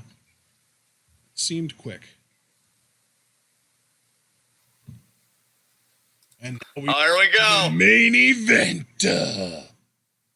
I really feel like, even though it was a somber note because the heel went over, I think it would have been cool if, like, the Buried Alive match was the main event. I know people said, like, Austin's 5-on-5, and I would have agreed with that as well. So I mean, yeah, because then Alive. Austin's like sort of retirement speech, quote unquote, would have closed out the show. Yeah. At least too. I mean, again, relative to Triple H Goldberg, Taker's like fate just being beneath the sand, unless of course, or being beneath the dirt, unless they would have had his hand like stick out, which they didn't do here, and I appreciate that. Yeah, it would have been like, when's Undertaker coming back, and that whole thing. But yeah, with this, just he's dead. Okay, we'll see you in a few months. Yeah.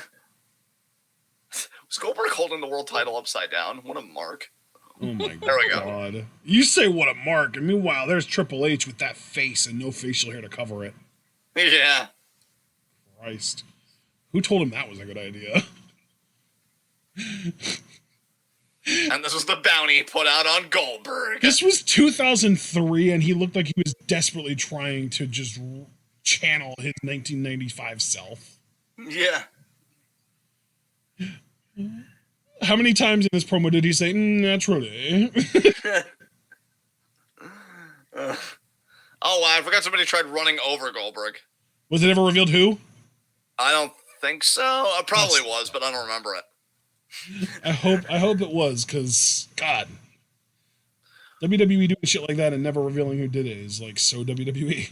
One day somebody's going to try and commit a hit and run, and their identity's never going to be disclosed. I'm rooting for that person. You drive however you want to drive. Yeah. I mean, we just kind of talk about that was probably that, right? Yeah.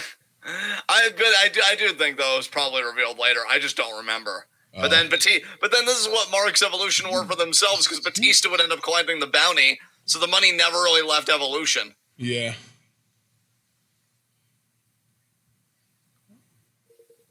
So, like, I know when Batista and Triple H feuded, there was, like, a segment where, like, leading up to New Year's Revolution, the Elimination Chamber match, Batista and Triple H had a bet who could beat their opponent faster in the Beat the Clock challenge. And Batista did it. And he was like, oh, Triple H, you owe me $100. And he actually tried to get Flair to pay him $100. And he's like, no, Flair didn't make the bet. You made the bet. I want your money. So, I mean, my question about all of this as it relates to Survivor Series, Batista collected the bounty. Did he have to give the money back to Triple H? Or, like, did Batista actually own that money? I bet you they had a deal going on in Evolution. By the way, if any of you guys get the bounty, we'll just split it 4 ways. Yeah, but like, I did all the work. Yeah, but the team. Yeah, but it's my money. If I wanted you to do the work, I would have just told you to go do it and not paid you at all, bitch. Exactly. Wow, why is he wearing trunks? Or I should say pants. This is... what the fuck was... why was this like an early midlife crisis for Triple H? I don't know what he was going through. That he was rocking long pants and no facial hair at the same time? Like, what the hell? Maybe he just felt like this is the really heel way to go. Look, if I shave, people like my mustache. If I put on trunks, nobody can see my, you know, my calves and just my legs, which... Or and maybe he was... derriere. Or maybe he was self-conscious because, you know, I've been skipping leg day. Yeah. Nobody can know. I'm taking Jimmy hints from Kevin. Kevin Nash's fucking chicken legs. Yeah. No wonder he's tore his quads. Yeah, dude, I was literally about to say no wonder he tore his quad. I actually heard you say no wonder as I said it. God. Being on the same bullying frequency with somebody, it's magical. Aw. That's that chemistry.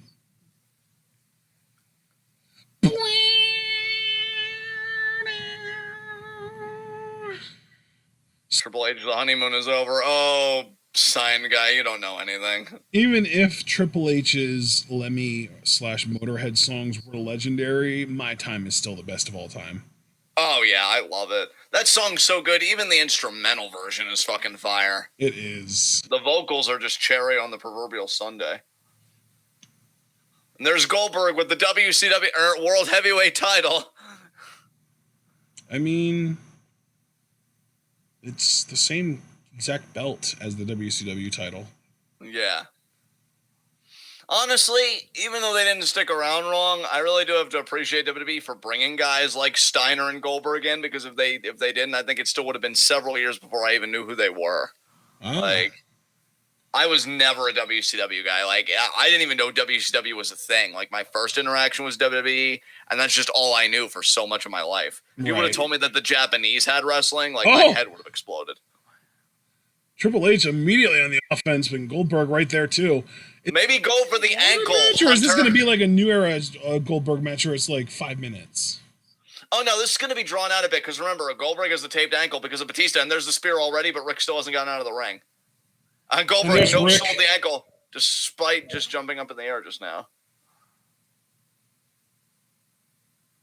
Why is... Oh, it's Hebner. Fucking hell. Oh, Flair! Jesus, taking that kind of bump. Although I guess it would still be a few years before he retired. Yeah, Flair was committed to Evolution. Flair was what to Evolution? He was committed to Evolution. Like, I'll bump my ass off. I'll be the fucking heel. You know, all that stuff. Oh, jeez. Triple H taking the old HBK bump. Is he going to be bleeding too? I don't think so. Not yet. I mean, he might eventually, but not from anything yet. There's a knee. Man. Remember when WWE tried to make Goldberg into like a main event style worker? Yeah. How'd that work out? This is rough. They've at least they figured him out over the last few years as far as how to use him correctly. They had him win the title from The Fiend and then immediately start acting like a dick. So they put someone else over.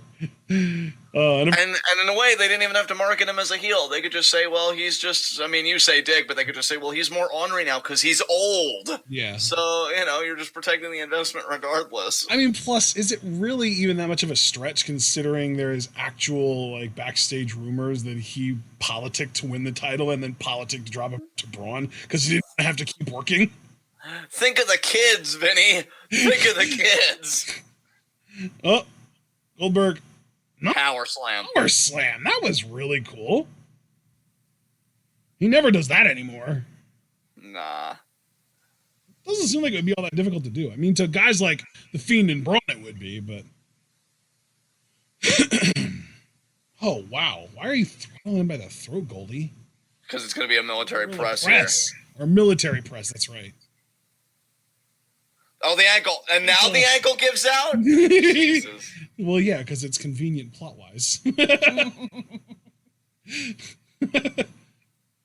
And Triple H Comes now the chop block coming. Oh, there it is. God damn it, Triple H. You and your fucking long matches. Oh, and here's Richard. Richard Flair. What a dick. He's so Yeah. annoying. Because Rick, Dick, same thing. Yeah. Exactly. Yeah. God. Did you know, by the way, that Ricky the Dragon Steamboat's actual real name is Richard Blood? No, I didn't know that. That's pretty badass, actually. Dick Blood. Oh my god. That makes it concerning. Yeah. Poor guy growing up with that name. Oh, chair right to the injured ankle. You might as well just call a guy Boner and be done with it. Dick Blood. Ugh. I'll tell you, Goldberg thankfully doesn't have to worry about dick blood, but he does have to worry about that shattered ankle. Just imagine walking up to Ricky the Dragon Steamboat and being like, hey, what's up, erection? Oh my god. Jeez, dude. You know what? Honestly, Ricky just probably knows that. Probably eye roll. Like, I haven't heard that one before. Yeah, that's true. Oh, look. Oh. You know, I gotta say, Goldberg isn't the best seller, but I can relate to shin pain enough that I don't need him to be. Yeah. I have had some shin pain in my life. I don't need to think about it. Honestly, all of Rick's heel tactics are kind of meh relative to him being half of the reason Charlotte exists. So, you know, once you do a heel act like that, everything else is just truly irredeemable. Yeah, that's true. Yeah. Like, Rick was like, there are a lot of great heels in the game today. People will probably forget about my legacy. What'll I do? Oh, I'll ensure it. Both literally and metaphorically. Literally by having a child in the business, and metaphorically by having her be the worst, which will be a reflection on me. See, but he had to put in work to make sure that she was the worst, because if he had just raised her relatively well, she probably wouldn't have turned out this way. It's like, Dad, you want to practice wrestling? I'm sorry, honey, there's a party with my name on it. Woo! Space Mountain's got a long line tonight, baby. Woo! Man, a lot of people getting choked on this pay-per-view. Goldberg just got choked by Flair. Orton had the moment of the night. Breathe! Breathe, you son of a I feel like choking was a lot more common before 2007. Yeah, oof. I mean, seriously, like, even in 2010 when Daniel Bryan tried choking Justin Roberts with a tie, he got fired for that shit. That was still hilarious. I'm just saying, though, like, the choking thing, we don't get it anymore, so when they do it, we notice it because it's, like, banned. Yeah. I think that's why I'm such a big fan of this idea that blood is banned, because when we do get it, it's such a big deal. Right. And then you got fucking AEW coming out here and just be like, blood everywhere, every match, every main event, every pay-per-view. You're getting blood. You're getting blood. You're getting blood. Color for all. And it makes all the decade plus of work that WWE has done to resensitize fans to blood, AEW has undone in less than a year. Yeah. Although that work is still protected if you are one of the fans that just doesn't watch AEW, which, I mean, we did to start, but thankfully we got off that train. Yeah. And really, the only other thing, too, is I wish WWE would embrace the big moments by not having a stoppage and everybody come in. Like, I understand to a point why they had to do it, but these are professional workers, and they'd probably even just like to finish the match. Like, you're killing her. Is relentless. Christ, Richard, simmer down. Oh. It's funny because when he was the man, he was relentless, but now the man is a relentless. Oh, my God. Oh my God, stepping on it again. Oh my God, they're not even long pants, they're long shorts. What the fuck, Triple H? Man, William, it is a rough night for you right now. And a knee drop there by Triple H. Oh, Goldberg. Okay, yeah. Are you going to go for like okay, no. Why is Triple H wearing Umaga's gear? What the fuck? You just really can't get over this hairless on the face. Dude, I genuinely can't. This is boggling my shit. Yeah, no, you're fucking tilting right now. Like, I genuinely am. I am tilting my face off. I was just like, I don't understand. How is this happening? I'm just wondering who told him that this was an okay thing to do. Where was staff to be like, no, honey, you don't want to. No, you don't want to wear those too. Honey, what are you doing? You're not using your brain. I mean, just like, I don't understand how somebody can make this particular sequence of choices. I'm just wondering how somebody ends up with this look on purpose. Yeah. Yeah, Rick was his style advisor. No, Rick has good style, though. That's the problem. It couldn't have been Rick. I feel like this is Triple H independently making decisions without any input, because I can't imagine anybody else signing off on this. Right, yeah. Like, I have too much respect for the people around Triple H to believe that any of them had any influence on this look. Really not that bad. I appreciate them for letting Triple H have the autonomy to make his own mistakes. Oh, DBK saying apparently Triple H had some kind of a groin injury. Okay, well, that at least explains the trunks, but still, that hairless lip. Yeah. I don't think a groin injury caused him to shave his facial hair. And that is arguably more egregious than the Umaga trunks. I mean, now in the age of Corona, it would be seen as pragmatic, but you didn't have a pandemic to hide behind. No, yeah. What the hell are you doing? I mean, it wasn't even an election year. Everyone knows that pandemics only happen in election years. Oh, and now the lie guy says he's going to go for the figure four. He's going to go Bro, for the that's a figure four. legitimate conspiracy theory that I've seen in the last week. Oh, wow. I'm telling you, dude. Oh, the internet is fucking wild. Oh, and there goes Hebner. God damn it.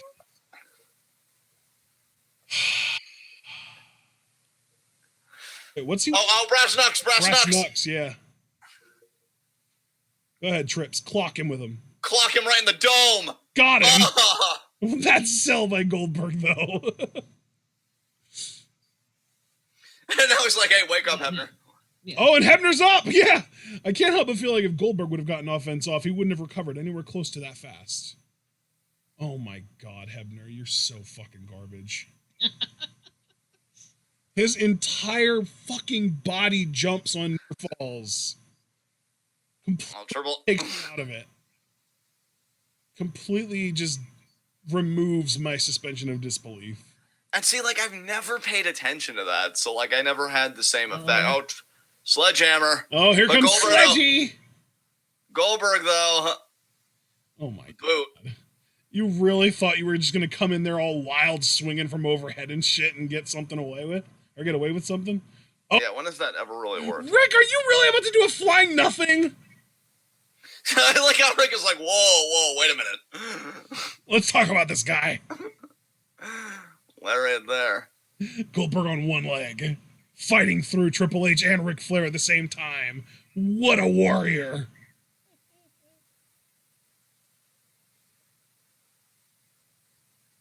Oh shit, now Goldberg with a sledgehammer? Is he going to break it over his knee? He's going to break it over his knee! He's going to break it over his... Oh, he's going to use it on Ric Flair.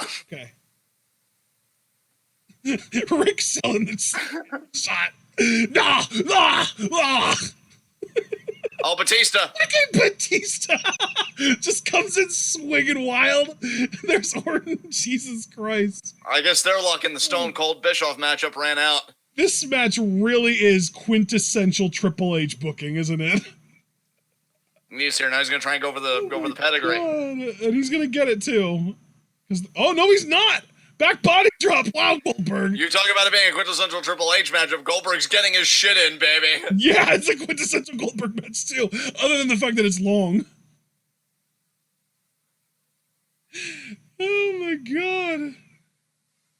Night, Hunter. Oh wait, no, he's gonna throw it away, isn't he? Oh, what the hell? Who was it that broke the sledgehammer in half? Batista. Oh, of course it was Batista. God, that was a great segment too. Keep it in the club. You can't get that kind of rub unless you're one of Triple H's buddies. Oh, here comes the jackhammer. Dude, JR's call right now. Holy shit. He is trying so hard. There's the jackhammer.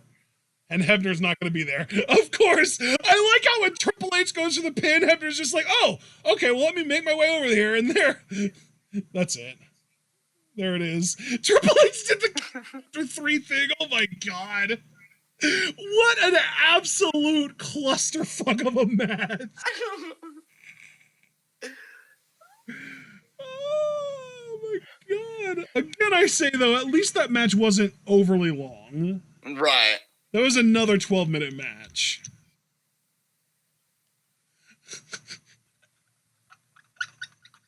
Goldberg just beat all of Evolution at the same time. Let's be real. Yeah. Also, that sledgehammer shot on Batista might have just been for Goldberg, too, because Batista did shatter his ankle, so he had it coming. Oh, my God. That main event was genuinely funny. Like, actual comedy gold. Especially as someone that just kind of is aware of the personalities and histories of all these characters, like, just knowing that Triple H's shit is always overbooked and always, like, the most dramatic shit on the show, and Goldberg always has to get his shit in and look like a superhero, like, oh my God. And of course Hebner has to be in a match and take a bump, like, and that match hit every single beat that it possibly could have. Yeah. Oh, man. I'm gonna give it to him. Oh! Oh, man, and there's the jackhammer.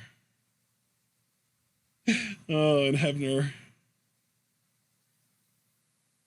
And that's what it's all about. On a shattered ankle! JR is all the way up to 11 right now. That's when, to me, he was at his best. Oh my God.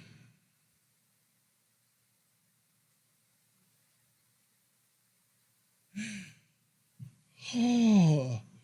See, Shawn, I won't say that match absolutely sucked because at least it was entertaining, even if it wasn't necessarily entertaining in the way that you want wrestling matches to be entertaining. It was hilarious. Yeah. That match didn't suck in the same way that Triple H versus Sting didn't suck. They both were absolutely nonsensical and stupid, but they were entertaining and they made you laugh. Absolutely. All right, guys. Well, that was Survivor Series. Well, and, yeah, as far as our next most immediate recording, that's NXT Live Reactions tomorrow at 8.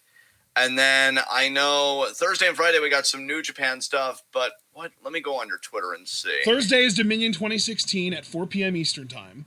And then Friday is going to be the final 5 matches of King of Pro Wrestling 2013 at 5 p.m. Eastern Time. And then Friday, we've also got preview and predictions for Money in the Bank at 10:30 p.m. Eastern Time.